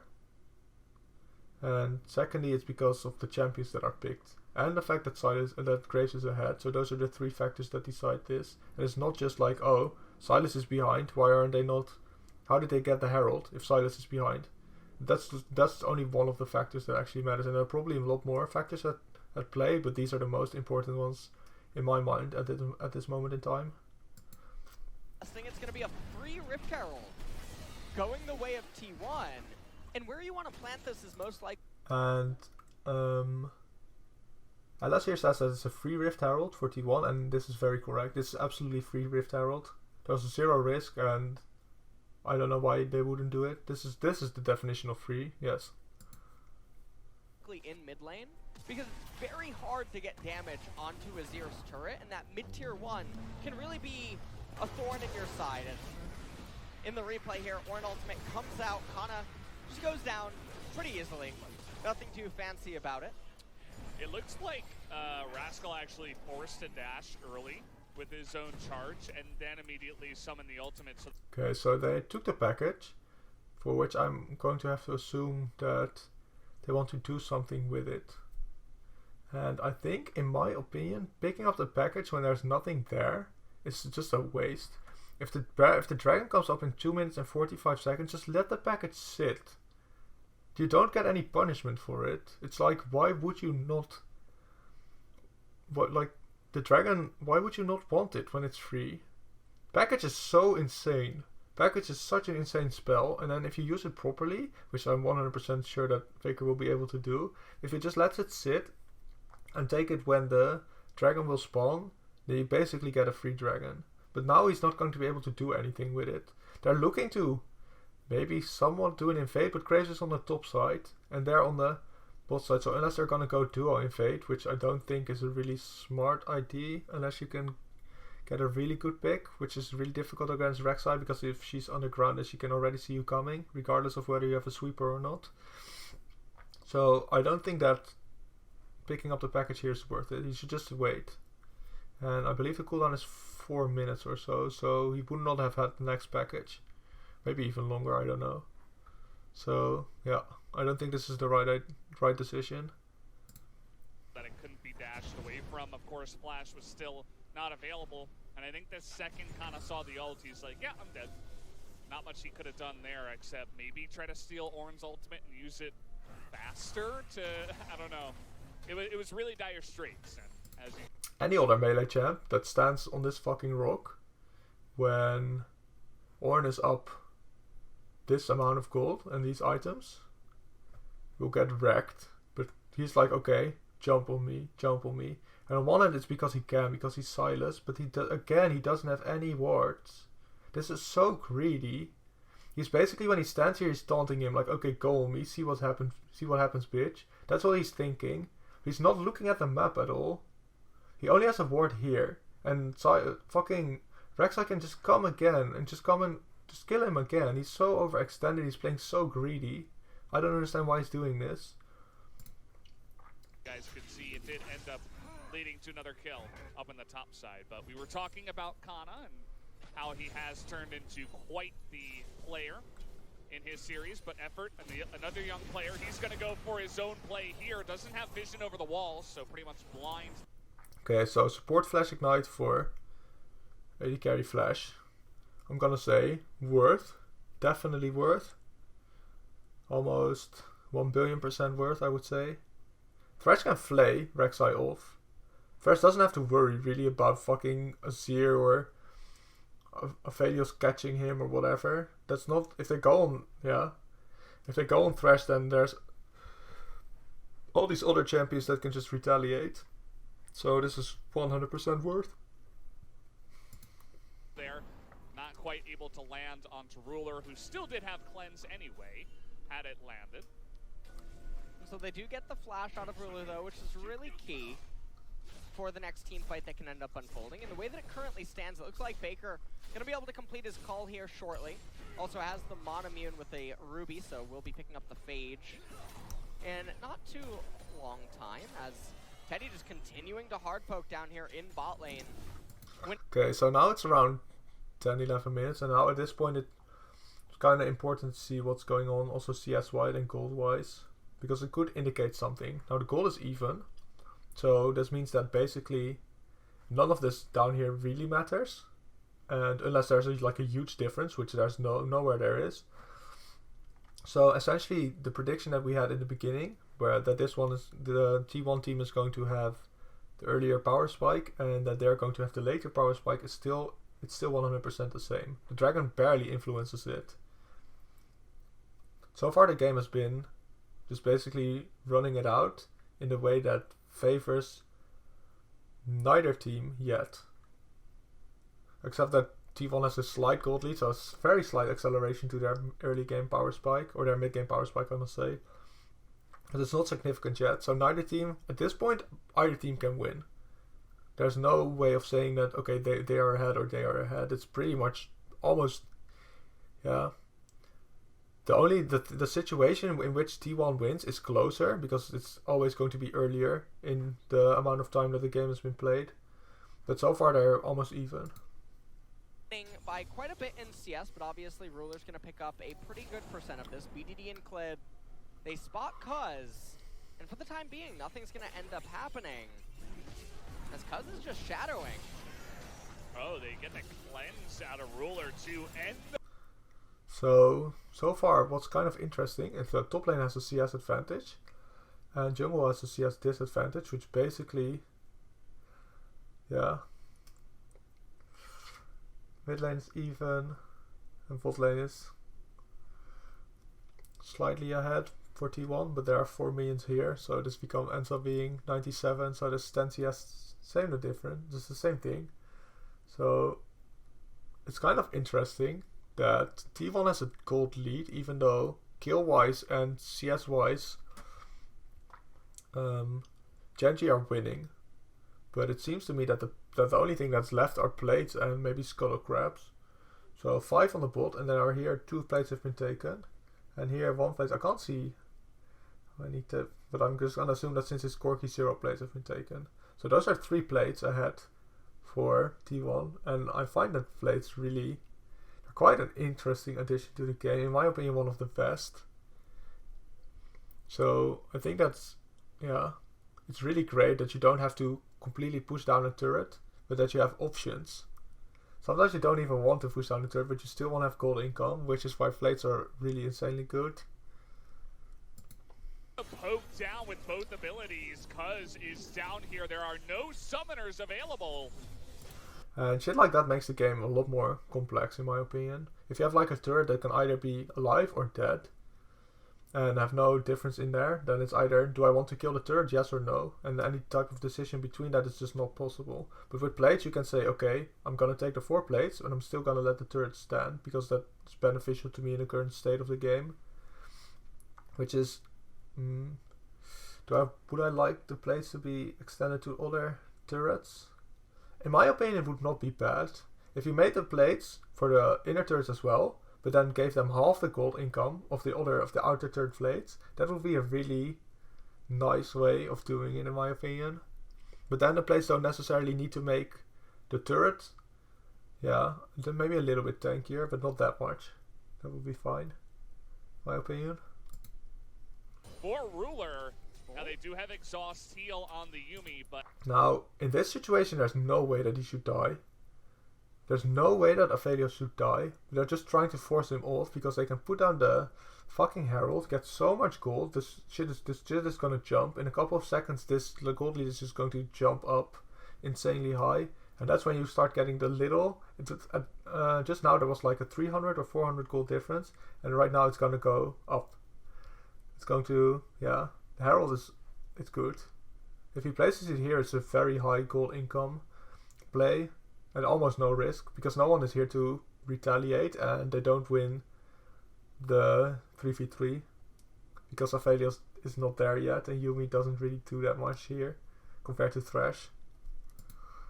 Cuz's presence alone is enough to push them away. And also Graves is actually retardedly broken, so yeah, that's also true. He's going for it, actually. The ultimate is going to... Okay. Graves could have played this really easily. All he had to do was stand here, pop down the Herald, and then have Varus come up and threaten them. That's all he had to do. But instead he was like, okay, I'm a jungler, I can 1v1 anyone. But then he forgot that Yuumi is actually also 1, so he made a 1v2 move, and Thresh was just not there yet. So the way that junglers work right now is early game they're insane, and they're used to being able to 1v1. Yeah. Almost no one except the AD carry, I guess, after a little while. And that Graves here forgot that Yuumi is actually a champion also, even though it's not that great at this point in the game yet. It's still 1v2, and he's barely ahead, so he should not have taken this. He should have had the Varus come up and threaten, and then they would have won the 3v3. Or even, there's only an Azir TP, which would make it a 4v3, in which case they can easily disengage with just Graves being able to jump and Thresh having the lantern for Varus. So it should have been, the Herald should have been popped and he should have zoned, and that's it. This was really dumb. Go in, but he does not be able to take the lantern as he was rooted, as Cuz may be a little bit overconfident in that play himself. That happened. Yes, we witnessed it. Yeah, that was live. a series of events that did just unfold on our screen.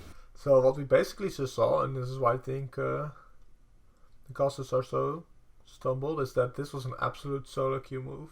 He's either saying, okay, look at my big dick, or he's saying, I'm trying to win a solo queue game. And both of these moves are not good in professional play, unless you're already really far ahead and just want to make a statement, which I still think is not a good idea, but that's when you can do shit like that. And this actually should have allowed Clid to just keep power farming and then catch back up in the XP difference. And why Cuz just made this, I'm not entirely sure. Because there was no universe where he ever kills Rule there. Meanwhile, up in top lane, we are having a really heavy trade. Lost Chapter was built first by Kana. Let's take a look at this. So, they could have just summoned the Rift Herald and crashed the wave, and Ruler would have lost everything. But yeah, exactly. If they crash the wave and just let the turret kill the minions and then spawn the Herald, don't take too long because then the enemy can collapse. But if they do that, then they get so much gold income and what's his face? They go for a play. Ruler will lose gold, whereas T1 will gain gold. And now what happened was T1 didn't gain any gold, and Gen G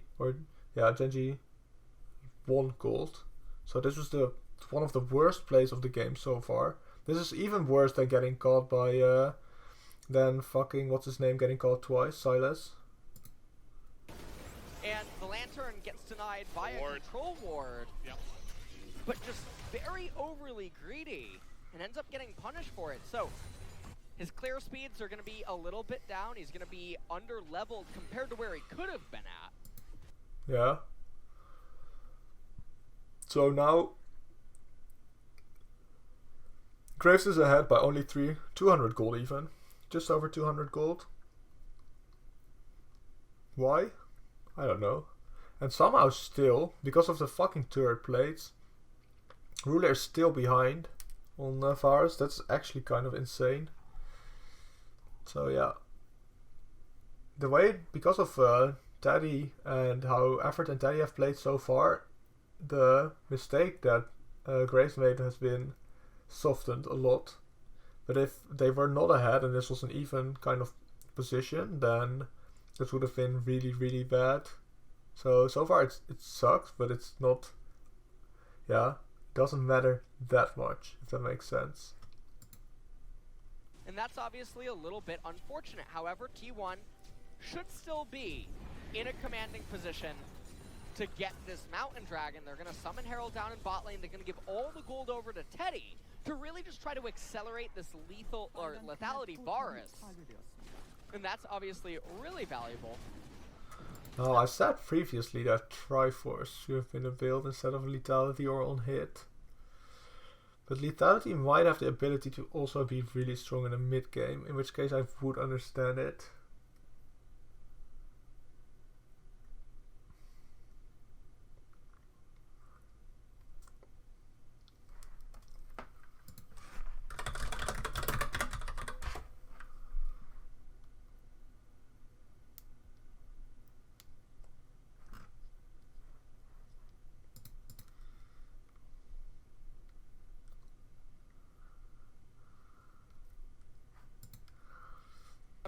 Now also a disclaimer, I've been saying Triforce Varus a lot.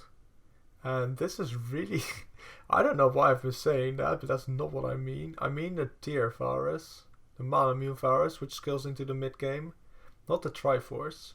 Lately all the fucking Triforce builders like Corki and... Yeah, I mean Ezreal always does it, but Corki now also does it. So I got kind of confused, I guess, by tier and Triforce, since they're almost... Yeah, almost everyone is building it together right now. But what I meant was the tier build, which actually makes him a mid-game threat. And lethality also does this, so I don't know which I think is better. I think Graves already has some AD, but not the greatest. I think a tier build would probably do more damage, but lethality is probably fine.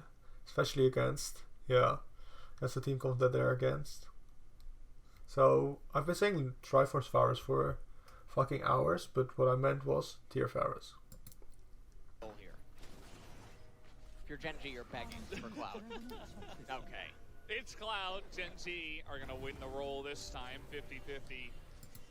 Now, Cloud. What does that mean? Because so far Mountain and Dragon haven't meant that much. Mountain especially is going to be kind of useless due to the way that T1 will itemize. Only Thresh will really benefit from it, I think. And Graves maybe when he uses his stacks of his passive.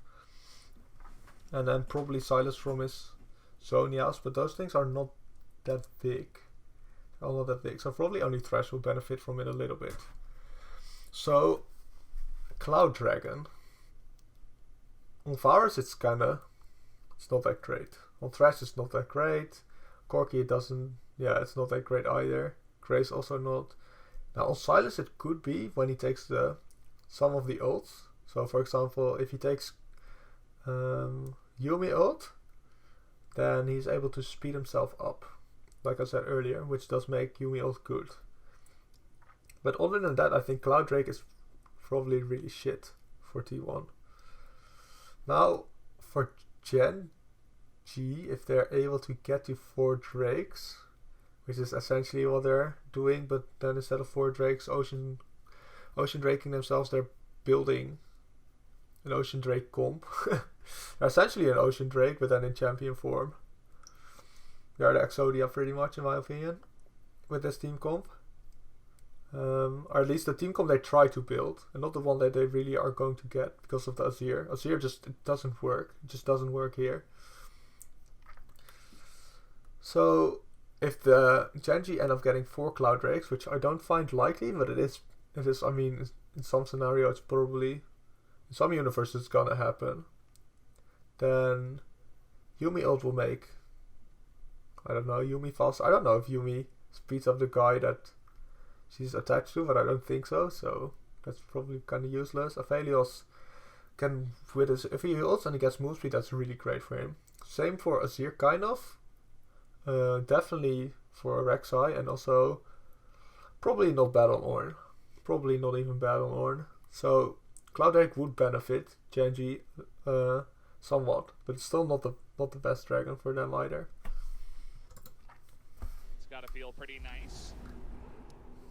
And now, obviously, 4 dragons or 4 oceans. Oh, God damn it! Obviously, 4 wind souls also means 40% ultimate CDR, and the ultimates from Gen G are really impactful.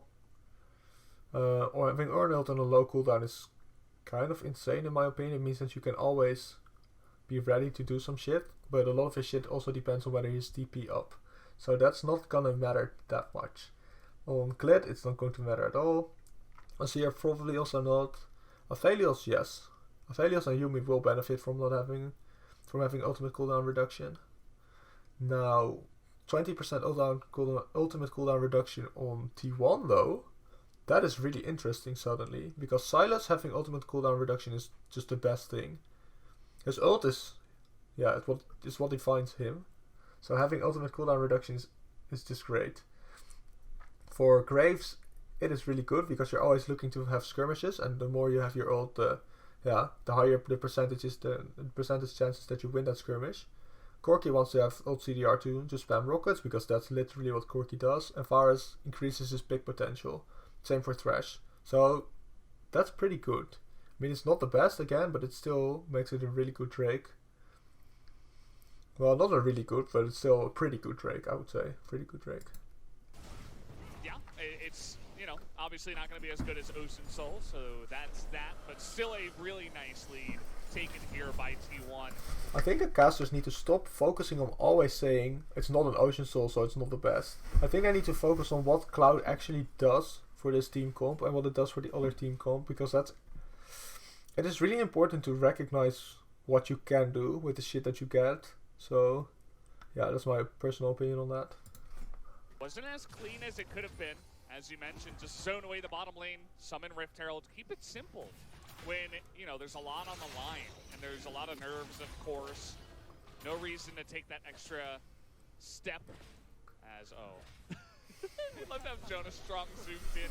Yeah, that's gonna feel bad for him. He was gonna miss, as it felt like Kana also felt he was gonna miss that one. Yeah, the fucking camera guy knew. There in the top side. Knew what was up. Gold still Now relatively you just even by on the that outside little of the action, you lead know here for that the T1. person who is doing the camera work, or the persons who are doing the camera work on this shit, know what they're looking for. Because if it was just a guy who didn't really know the game, he wouldn't know to zoom in to see if he got the caddy or not. But he knows, so he probably understands the game little. Still, the longer they can sit back, relax, and scale, they're going to be just happy. Yeah, and Teddy and Effort now, they've rotated towards the left-hand side of the map. Ruler is up here as well, but this is also very good for Sylas because it gets him into a longer lane where he's going to be less at risk and he's going to have a lot more freedom over what he's trying to do. As Effort and Teddy... Oh, this Rek'Sai not in a great spot here. He's trying to tunnel away. Doesn't even flash. Yeah, this is Graves. First of all, it's greedy by Rek'Sai not to flash, because he's probably in a situation where he's at, he can probably get away. And secondly, yeah, I don't know what he's doing. The T1 top lane is already, or the T1 bot lane is already rotating towards them. And he should have known that because they just showed top. And then he's looking for what is he even looking? Let me see if I can go back just a little bit. Okay. Over what he's trying So he's trying to cover for Azir, but why? Why is he heading towards? Okay, it just makes no sense. You should expect Graves to be there. It's not like if you send your bot lane top, then the jungler should always follow the shit. If you follow, then there's a good chance that either the bot lane will try to do something stupid, or the enemy jungler will come. So if you're following, then it's like guaranteed win. So Graves does this when Rek'Sai is trying to look for the top lane or some shit. I have no idea what he's doing. Teddy. Oh, this Rek'Sai And not in a great... Azir's sitting there like, yeah, I kind of want to help you, but if I help you, I'm gonna get fucked, so I'm not really gonna help you, but I'm still there for you, bro. If you do that shit, then you're just kind of risking your own life, because there's a small chance that somehow T1 will get onto Azir because he's waiting out of position, but not likely. But yeah, he should not waste his time with that shit. He should have just said, okay, Clit, you out, you dead, bye. Spot here, he's trying to tunnel away, doesn't even flash to try to get away from that one. And he's gonna go down in a kill that did go the way of Faker. So just like that, another mistake, another casual pickup of a kill by T1. Yep. And Cuz, he has the tier 2 boots, he has the warrior enchant. Now he did pick up a ruby crystal, so it looks like he wants to go for Black Cleaver.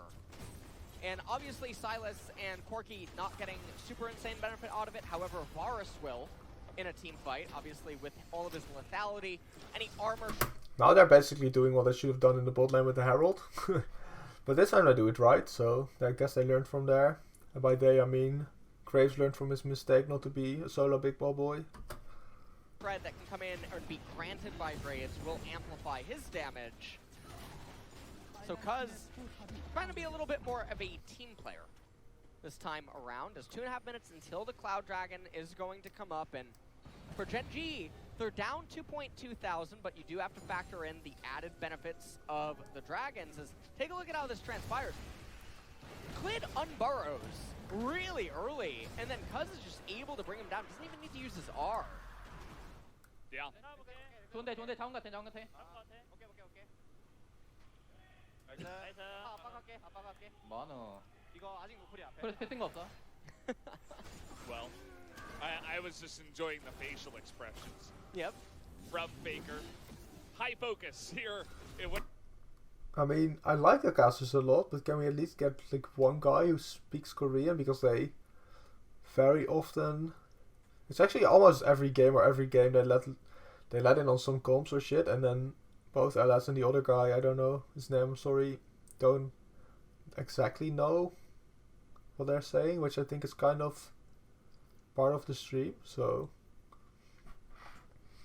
I don't know. I feel like one of them should be able to at least translate it, even if it's not completely right, but almost right at least.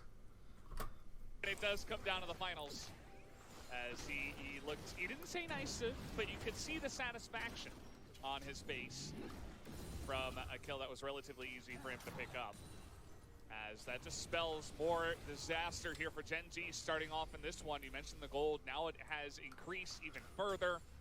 Not to mention the two Drakes and the later game scaling, as Shirley is going to be picked up here. Second Rift Herald of the map. It's going to be taken by Cuz without any pressure once again, as we'll see where he does aim to put this down. Uh-oh. Yeah, that's a real troll. Oh, look, he's going back. Oh, no. This is Faker, ladies and gentlemen. Oh my god. Okay, well, I mean, if Faker can do this type of shit, don't flame your teammates in solo queue when they do something stupid like this, man. Like, come on. So that's actually a little bit problematic, because I think it almost invalidates the benefit that he got from Cole. Yep, Cole is Cole and First Blood are semi-undone by this. I mean, not necessarily, because the item advantage that he got through the first kill was already... The Cole offers more than just the gold. So indirectly through that he also earned more gold, because he already had more gold. So that is not invalidated, but there's a gold loss here, which is sad, I would say. So he's now actually just on even footing. For sure, it does. That's really, oh man. Well, you guys saw it firsthand. Even Faker makes mistakes when it comes into finals. not going to be the end of the world though by any means. 2,500 gold lead still here for T1. And if you're on the side of Gen G, you're waiting for the ornaments to come in. You're waiting for more items to come online. But the problem is that with T1 having all the early dragons, they're fine to also just give away future drakes if it means getting better positions in the future or waiting on even more impactful core item completions. And again, at 3.5, 4 items, the mobility and range aspect of T1 is just going to be so hard for Gen G to interact with, and Rek'Sai can't do anything in this game.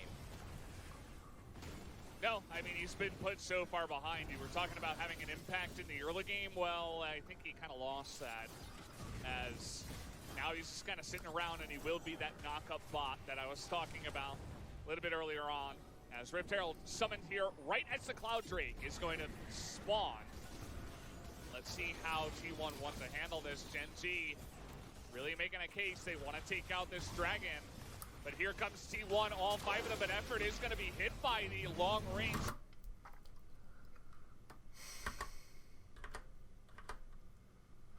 Let's have a look at effort. Right as the Cloud Drake is going to spawn. Let's see how T1 wants to...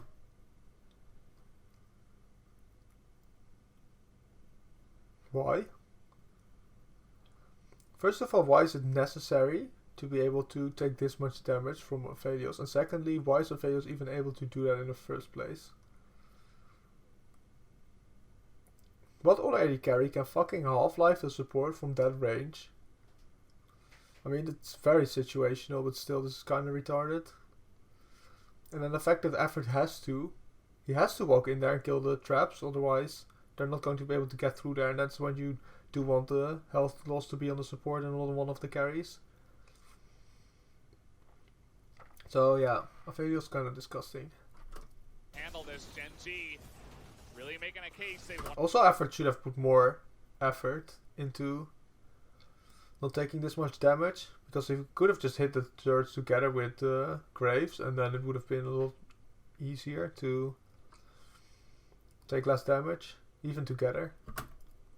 Take out this dragon, but here comes T1, all 5 of them, but effort is going to be hit by the long-range sniper. Now, as you can see, Sylas' only ult target is going to be Ornn. Ornn ult is really great for him, so yeah, he's going to just keep stealing the Ornn ult when he can. And his ruler, the ultimate, is going to come in from the Kana. So Rek'Sai gets the Cloud Dragon, and T1 should just fucking dip. There's no reason to fight this. They gave the Drake, which by itself could be considered a mistake, but they're so close to their mid-game power spike that it's not needed to fight. So even if they do give the Drake, it doesn't really matter at this point yet. Actually, as Chains of Corruption comes down, and now Rascal in a ton of trouble, but he is going to be able to get away as he... Holy shit, okay. I did not expect this much damage to be coming out. So how does Ornn get caught? Okay, so Ornn walks back. He somehow, for some reason, Ornn is pathing back into the enemy team. Even though, if you look at the faces of Sylas and Graves and Thresh, and Corki's even out of visibility, but it doesn't even matter. They're all already looking here on the mid lane, or they're like looking to disengage, and Ornn is like, well, let me get back in there, even though his team is in no real position to follow him. Why he does this, I have no idea. He walked back. If he walked the other way, then the Navarre's ult would have been less of a problem, and it also doesn't really make sense for him to walk back. And that is such a fuck. This is real challenger level reaction. The Ornn gets caught, and he immediately fucking ever just turns and flash hooks. This is such a fucking high reaction speed. This is really insane. And then he makes an epic catch. They do so much damage onto him. And Effort is able to Zonias, which is essentially why you take perfect timing or perfect stopwatch or whatever it's called on supports that can make plays. Because in the mid game, you can make a play and get away with it for free. And that's just on champions like Thresh and like Alistar or maybe even Morgana. That shit is just insane. And Morgana's shit champion, I know, but she can do it. She can do that type of shit. Rascal in a ton of trouble, but he is going to be able to get away as Yumi's going to help. And then Varus comes in. Holy fuck. That damage was just huge. That damage is absolutely ridiculous. Yeah. You can already see that the mid game is starting to come around a little bit. And this is not even the full extent because of the Corki still waiting. And Varus isn't even there completely yet. So what's gonna happen from every fight from now on is that, yeah, Gen G is gonna get clapped wherever they go. But Thresh alongside of the Varus is going to have enough damage. The sniper from long range to take out Rascal. And now 5v4. T1 will look to push. And so T1, now they're not going to be able to get the mid-tier 2 turret. Now, Teddy was either looking to farm and then take the Thresh Lantern, or he was planning to siege.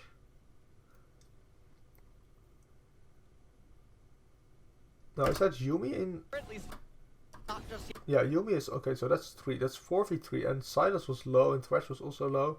So sieging here is probably greedy. But I think it could have probably been possible if Graves just walked up. I think that if they went here as 4 and then cleared the topside jungle, then might have probably been free. I mean, it's not necessary, but since the team comp is like this, and since the map state is right is how it is right now, then I don't see why they would give it or why they wouldn't take it. Yeah, but they're going to be able to pillage the red side jungle of Gen G, and so even the Now, let me say that taking the red side jungle is pretty big. It is quite a big punishment considering how far ahead Graves already is compared to the Rek'Sai. He's 2 levels up, and if he takes the red side jungle, then he's shooting him while he's already down, which is already really good. But I think they could have taken the turret plus the topside jungle. Gen G get a Cloud Dragon, what does that really mean for their champions? Not much. 10% ultimate CDR, not really impacting anything on this game. So, the very end of it, the map state still benefits T1, and they make out more inside of this team fight. So Rascal goes for an ultimate, but there's no way you can see BDD clicking away. He's not going to go for any sort of Shurima shuffle. Kana Here.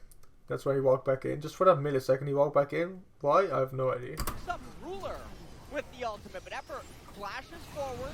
Lots of damage coming out onto Ornn, and then look at the piercing arrow by the Varus, dealing so much damage. And this is going to be the song and a dance that Gen G don't have a reliable answer to. The only way to reach the long range on the side of T1 is going to be the Ornn or BDD if he finds a miracle engage. But Corki has Valkyrie. Now that is something that I did not consider yet.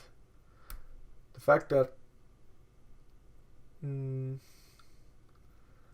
in general has more range. That's not even always true.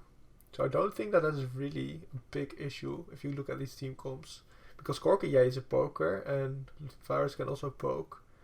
But due to Ornn and Rek'Sai and how Azir functions on top of Yumi, and yeah, I don't think that's the real problem, the range. I think the fact is that they just can't win the actual fight. Varus can obviously flash away. There's lanterns too. It gets very difficult to get on them. So Gen G are going to have a really high ask of themselves as we are now in the mid game. Ornn is level 13. He's just waiting to complete the second Ornn item. He'll ornament that one straight up. Yeah, when he does complete the Sunfire Cape, that should be coming out here. Klid does have a Yumi on his back at all times, it seems, as not really sticking around the 80 carry here is life just yet. Is helping gain vision with the jungler. And we have seen BDD, though, on this Azir pull off some insane engages, even against similar teams such as this. It seems like he has a really great knack for knowing, you know, what is gone, you know, who has Flash, who has Valkyrie, who has mobility, when do I go in exactly, and sometimes he'll wait until the very last second to make it happen. So Still keeping my eye on him to see if he can do it. Ruler also picking up a kill, but pretty far behind in terms of CS onto Teddy at this point. So T1 absolutely sitting here in the lead. You can see the most gold on the map will go the way of Teddy and Faker. Basically the same amount, and then Rascal is number 2. So that really tells you what the deal is there in the bottom lane for Gen G. Well, just a lot of wave clear happening. Baron is live, and yes, Gen G can clear it pretty quickly, depending on what guns Aphelios has available to him. They also have, obviously, the Azir. They can tank it for days with the Yuumi. So that is something that T1 needs to be conscious of, as we're going to enter into a bit of a lull state, but no forbidden love here today. No forbidden love. This is all on the books. Everybody knows about this love. As you can see, there was a giant wave crashed into the bottom side. It did look like Rascal got there for the majority of it, but kind of not going for a freeze or anything like that with his bottom lane turret still available. He's just going to push that one in, as we do have a minute and a half until this Cloud Drake will spawn up. And T1 are just fine with that. Yeah. They have the 2 lethality items right now on the Varus. Obviously has another serrated Dirk. And you can see the Executioners. There's even an argument for him here to just go Mortal Reminder and sit on that last serrated Dirk. And you would just get the pen there, you would get the Grievous Wounds that Varus can apply to multiple members inside of a team fight. Silas very close to his core item completion, as Graves looks like he's going down a defensive item route as he picks up a Null Magic Mantle. Corki sitting really pretty right now. And Rascal is probably about to ding level 14. He's been 13 for a little while. That's going to be the Molten Edge most likely handed over first.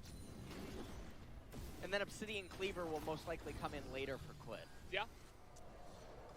That's what you would have to imagine is the order of things here. Still struggling to hit that number, though, as he was in the bottom lane trying to get CS, trying to get XP, but he had to actually group up here in mid lane for the team fight. So unsure whether he'll hit that before this Cloud Drake fight happens, but look, so they can go for Baron. Sure, yeah. go. T1 can threaten to go to the Baron here because of the fact that they already all went to the Drake, and this was really obvious. This was such an obvious move that if Corki pushes top, then they're like, okay, Corki is top, so we can either force the TP. This is what Gen G's thinking, by the way. Either we force the TP or we get a free Drake. But at this point in the game, where Corki has the 2 item power spike, the tier and the Triforce, which I said Infinity Edge and Triforce in the past, but now that the tier build is here, I mean the tier build and the Triforce, which are the real power spike together. And then Infinity Edge is just like the ice cream on top, I guess. So, or the ice cream? What do they call it? The cherry on top. Yeah. So, just cherry on top of the ice cream. Okay, makes sense. So, they can just take the Baron, or at least threaten the Baron. There's no way that they can ignore it because they do actually have the DPS to kill it with this team comp. So Gen G probably pooped their pants as soon as they saw that they're going to run into Baron. Now this is where, look at the vision. Look at the vision. They can just absolutely make a catch or trap. And if they make a catch, they can go to Drake. Or if they have the big balls and they have a minion wave, which in this case they don't, they can go through mid lane. Or through another lane and take a turret. So yeah, this is an out rotation by T1 straight up. Cloud Drake, we don't care. We'll take Baron under your noses, and this is something you were talking about. They can give away 1, 2, even 3 Cloud Drakes, as long as they don't give the soul away, because they will have higher value. As okay, can I land that change? No, I don't know if I agree with what's going on here. On one hand, they were doing that Baron, even though if they swept it, they knew that there's no way that Gen G can know whether or not they started it. And on the other hand, Varus is like, okay, let me just fucking poke. And Alfred realizes if he leaves Varus alone and he dies, so he went there with him. Out from Teddy alone, as they have pulled off the dragon, and Clid is incredibly low. Rascal has to face check it, but the poke is huge from the side of Teddy, and T1 is... Yeah, this is... I don't think that Gen G should be engaging here, but I don't think this is really one of the weirdest moves. They made such a genius Baron decision, or not genius, it's really obvious, but they made the correct Baron decision, and after that they just collapsed in terms of shot calling, because they were split. And not only were they split, they're split. They're like, do we fight, do we not fight? No one's really on board, and Faker makes a really weird ass move. I mean, it's still Faker, so he probably knows what he's doing, but this was like, why? The only thing that can go, what he can do there is make it go wrong, but whatever. Faker over the wall, immediately going to get exhausted here, and still baiting out the Ornhorn. Faker does bait the Ornhorn, and he does get the exhaust here for free, which is true. But I don't think that he should be able to. But I guess that if you make a move like that, that's so unexpected, because I was like, okay, what the fuck is he doing? Gen G was also probably thinking, what the fuck is he doing? And then, that's kind of smart if that was his plan. So this is sort of what we're talking about, is these long-range assault arrows and repositioning. The follow-up engage, they're going to find Ruler, but he flashes away. He's able to get out of this one. Kana getting sniped. Now they got Ruler's flash. That's really big. This champion is stack carry. This is like their golden boy. And if golden boy doesn't have flash, it means that his Tinder profile is it's public again. It's open, and anyone can come and get him. Now, with Ruler at full health, that Yuumi is helping out so much, but that's another big poke down onto the Aphelios so far, as hook after hook will sail wide. And the thing is that there's no reliable answer to Varus. He's just gonna keep shooting these arrows, and it's so hard to get onto him because of the threat. Because he's looking for the steal this time around. He's not gonna get it. That's two good smites out of Clay, but they do get the Azir. Now, what will this mean for Gen G? What will they lose as T1 5v4 once again? But much healthier than the first time it did happen at the... Azir has TP up, and Azir's death timer isn't that long. So the Baron is not on the table in my opinion for T1, but they might be able to get the mid lane turret. I don't think so, but they might be able to. And then again, they can just completely steal all the jungle away. So they did give the dragon, but they are looking, okay, what can we do to make it so that they still get punished for the death of Azir, which is really how you should be playing the game. Cloud Drake, we're looking for more, but so far it is just the enemy jungle. Yep. Cuz gonna steal away. It's not just the enemy jungler, like the caster said. Grace is up 2 levels on Rek'Sai, and he was already up 2 levels ago. Normally, the higher level you go, the more the difference in levels becomes smaller, but he's been able to maintain it, which is really... If you ever see a jungler do that, it means that they're a good jungler. So yeah, he's in a good spot, and if he keeps stealing his Rek'Sai shit, he's still gonna be in a good spot. The Raptors right here. And now, there's no reason to really rush the Baron because you know that BDD has teleport available. And now Gen G, they're going to be respectful with their approach here. They have Tremor Sense so they can tell when certain things are going on. So it looks like T1 are going to be content to maybe just take a reset here. Silas waiting on a pretty big item completion.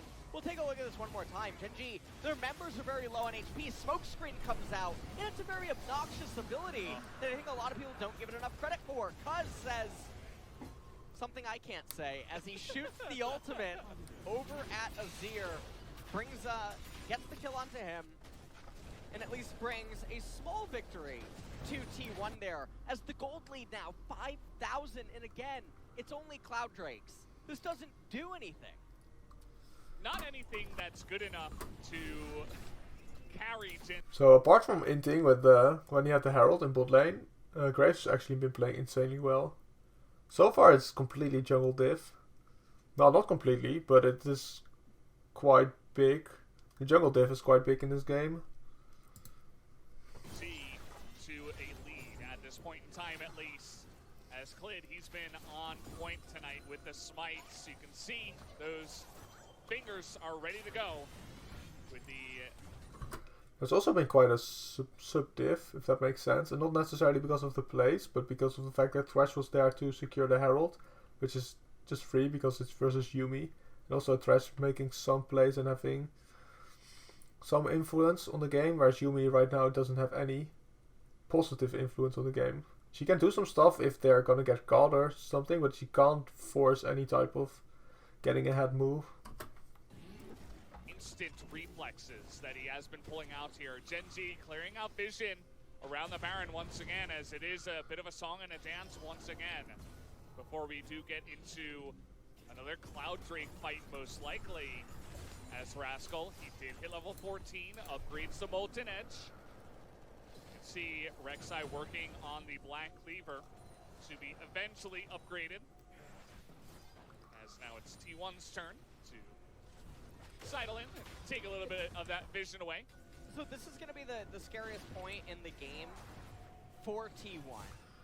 They're waiting for the utility items to start coming in. You can see Graves finally has the Hex Drinker, and Silas still apparently waiting. Obviously he's very stunned. Okay, there's the Luden's Echo. Finally picked up by him. So his next item probably could either be the stopwatch, or he just starts moving towards the Banshee's Veil. That could end up coming in as Varus, Edge of Night. These are the item pickups that start making things more problematic for Gen G, as here we go. Oh boy, quad BDD in the back there as... Okay, so instead of Azir being Galio and taking time from the enemy, he is actually costing his own team time right now, which is really not good. Rascal, he's a tanky boy, but BDD not so much. Here comes... And by time I mean that the Gen G has to invest stuff to save Azir in this position, which is because he is not an attention-seeking tanker man damager guy. So, not a good pick. Especially when he gets picked off like this, then it's definitely not a good pick. The Ornhorn from the sign of Silas, as now the follow-up coming in here from... Yeah, this is... What are they doing? They saw that the Ornhorn was not gonna hit anyone, and it's still... Like, what the fuck is Rek'Sai doing? It's such an empty threat when he runs up. It's like, okay, if you go in, you die. You don't even want to fight right now. And then Ornn is like, okay, let me just... Top lane players, man. First it's Silas trolling. Twice. Maybe even more than that, but he only got punished twice for it. And then Ornn was trolling in the dragon fight previously, and now here again. Rascal, nobody really going for it yet, but... I think it kind of makes sense, because top lane...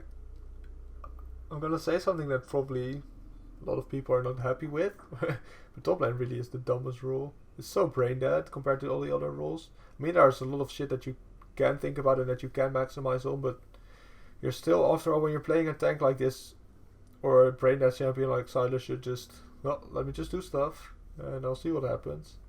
That's not the proper way to play the role anyways, but if it even works in this type of rank, then it will work anywhere. Moonlight Vigil does come down the BDD, and everybody is so zoned away by this Varus, who is doing insane poke damage into the back line.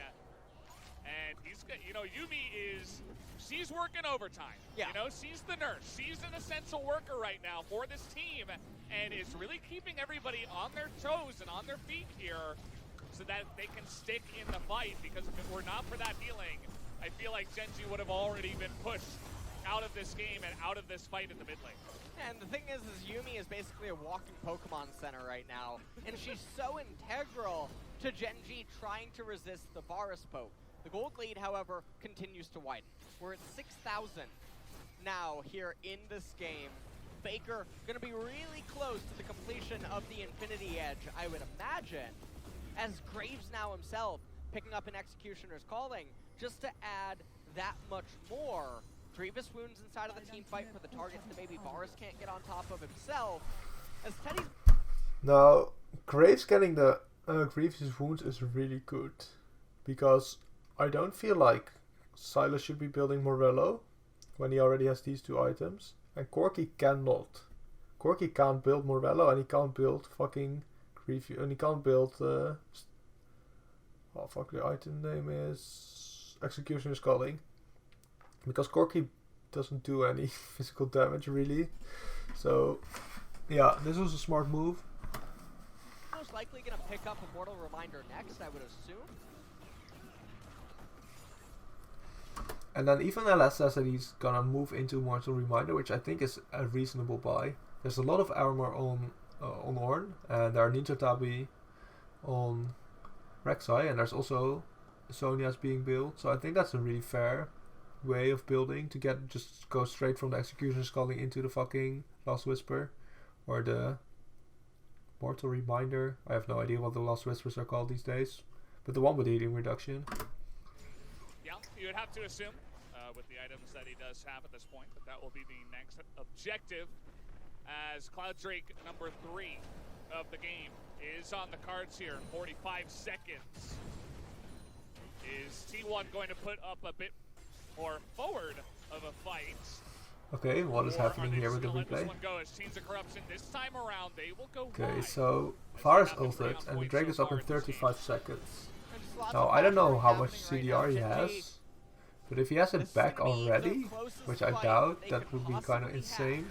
Against T1, and it's going to be over the 3rd Cloud Dragon, which they do win it. It does bring it 2 soul point, so that is a bit of an upside. Ornn is the main piece of Gen G's comp that's keeping them in this right now, because he is so tanky, he can take multiple shots, and his Ornn ultimate is the real core piece to a victory. Oh man. Do they know he's in here? Okay, Faker's not going to do any crazy backline shenanigans, but he does catch Clit off guard. And with the package that he has available, he can reposition at any time. Yeah, Corky's insane. With the home guards with the package, he can move across the map so fast and just force a play. Another one onto Ruler, who again doesn't seem to be too unhappy about it, as he is at full health nearly instantly. So far I really want to go to bed. It's so late. I really like doing this, but I'm dying inside from being so tired. Lots of value there. Faker's gonna pick up the red buff. That'll be very valuable for this team fight. Clit is level 12. He's gonna be here we go, Clit. Okay, let's just watch this one. Yeah, Clit is so fucked. Okay. Yeah, so they're just gonna straight up not win any fights because of the mid game power spike from T1. As immediately 3 of them, 4 of them even, are going to go down. Kana, how many years? Yeah, this is a lot of years. This guy is not 200 years. This guy is maybe 1,000 years ahead of the rest of the champions. Fucking balanced team. I mean, I understand that running Brainnet into a champ doesn't work, but you have to consider the fact that this is Silas we're talking about, and this is Aphelios. So this is stupid, but he should have known that Aphelios is OP and he can't chase him like this. So this is dumb. People often blame like, okay, that champion's OP, so that's like somehow that's the excuse. No, he's OP, but you should still know that he's able to do that because you've played against it so many times. You should know that he's OP, so you shouldn't be doing this, and then you can actually have probably a lot better chance at winning against something that's OP than when you treat it like something that's not OP, which is what a lot of people do, even in this level, I guess.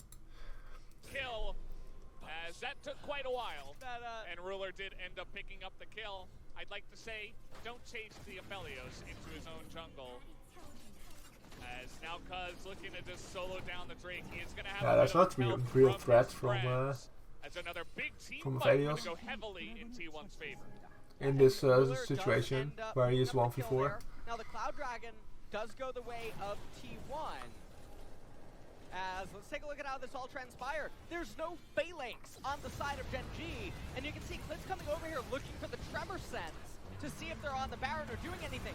Everyone's spread up, and they just get completely annihilated in this team fight because they're all spread out, and there's no way. Yeah, Ruler is actually really strong here, as you can see, but he doesn't get any help from anyone.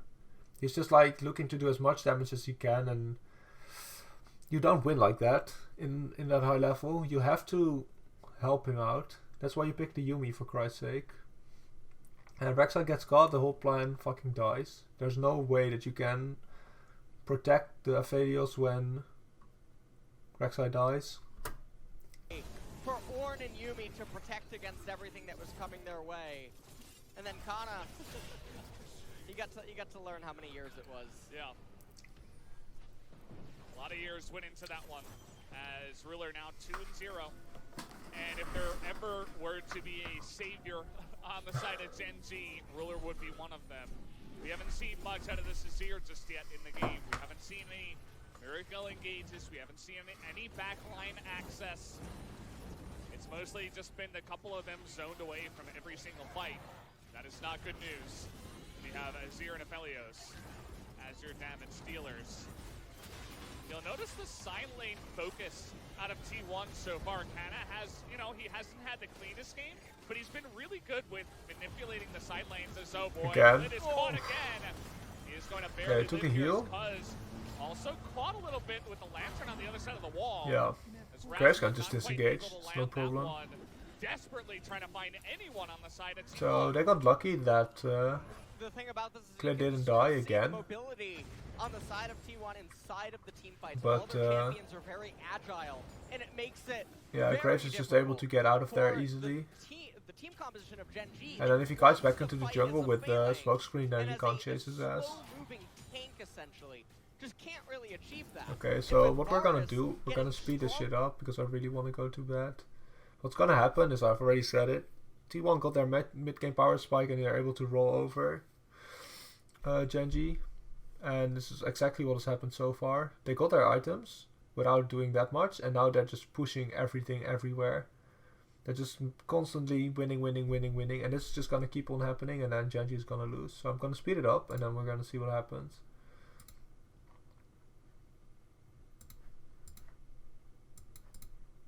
Okay.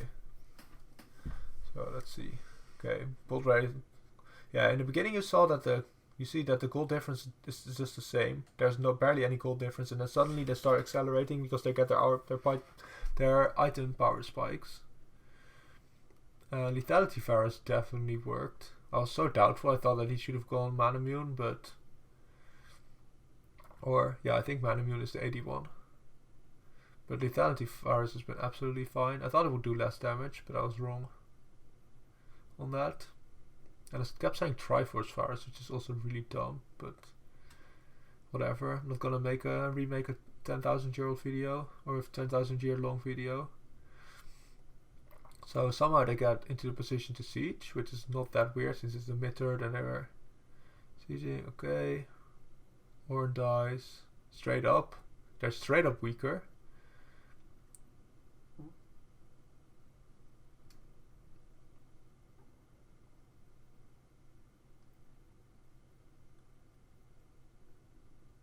Okay, Baron is started. If he hits one or two of those, it's fucked. Yeah, when any carry is zoning, view from the Baron, that's such a feels bad moment. That's so bad. When the AD carry is not even the one DPSing and he's just fucking zoning, when normally the AD carry is the one that needs to get all the peel, then you know that shit is wrong. There's no way for them to get onto him in this scenario, which is really fucky. Which is what LS has been saying a while, and only just now I'm realizing it. But I still think that the range isn't that big of a deal. I think it's more the comps. I think the range does add to it, but I think the comps are more of the way how they work. Okay, so they get Baron, they're immediately sieging. Let's see. Anything dumb goes on? Nope. They're just gonna get fucked. Yup. And the camera zooms out and you see, oh fuck, mid lane turret is also gone. Didn't even see that. The mid lane inhibitor is also down. And now, yeah, SKT just in one like fucking minute, it's over. There's nothing they can do because Gen G has to wait, and they're not nearly there yet. Aphelios needs one more item to be full, so that's good, but Azir is just so fucked. You can't have Azir and Aphelios together in this team comp, which is really the problem here, because Azir needs to skill up. He doesn't have shit. Aphelios is there, Aphelios is scaling hard as fuck, but you can't, Azir is basically not a champ right now. It's kind of oversaturation, but he is not a champ in the relative state of the game. Okay, so they're just gonna take the triple inhibitor. Just wait. And Gen G realized, at this point Gen G realized we have to engage now. Because when the next minion wave comes in and the next super minions come in the other two lanes, they're just gonna have to they can't handle all of that at the same time, so they have to fight now, and they can't because of the range. So I don't see any way back in.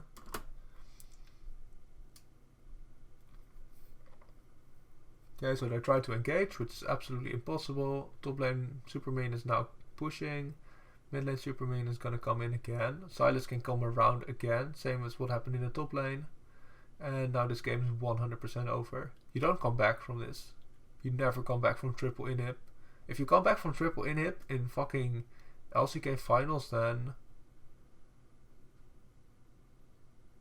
the whole of LCK will relegate to fucking NA. That's not gonna happen. So this is over. They're just waiting for Soul. So essentially what they can do here is they can end the game, which is, there's a small chance that they will die or get aced, and that they will be able to take the dragon, which means that they get the dragon soul, which doesn't really do anything anyways. But to play, if you want to play clean and safe, you take the fucking objectives before you rush in, so that they can't get it if you mess up.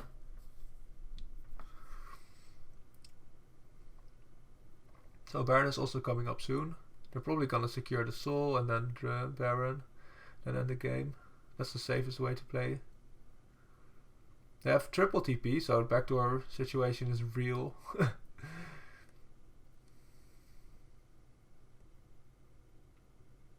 At any moment, if more than 2 players, if there are less than 2 players left in the base of Gen G, then even fucking Teddy can TP in and just take shit.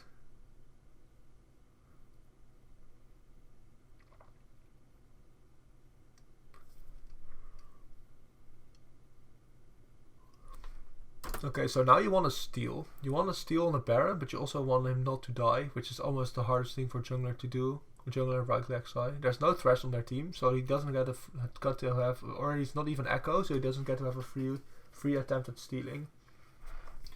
Or Zac if you jump like across the wall. So if Cliff goes in and he takes the Baron but dies, they still auto lose. And if he doesn't go in, then they still auto lose. So in this situation, with this champion, this game is over. There's no way for T1 to mess this up. Okay, so they just need to wait a little bit for bot lane to push, and then let's go. Okay, what are they doing? Is Gen G playing this too well, or is here too good at wave clearing? Maybe that's it. Maybe it's because I'm watching it 2 times speed. I'm not realizing that it's actually taking quite longer than I expected.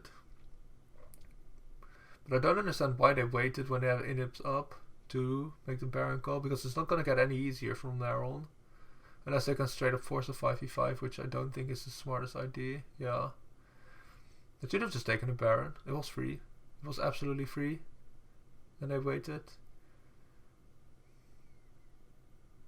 What are they doing? Like, what the fuck is this, LCK, or what are we watching here?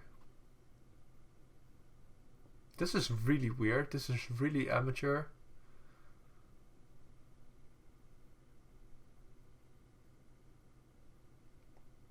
Okay, so now they can do shit, because look at the fucking inhib, or the minions in the base. Oh, the fucking inhib spawn, so it didn't matter, but yeah. Imagine if Aphelios was just able to do so much shit and that Azir would be able to ask attention. Very different game. Not very different game, but it would be good. It would be better for Gen G.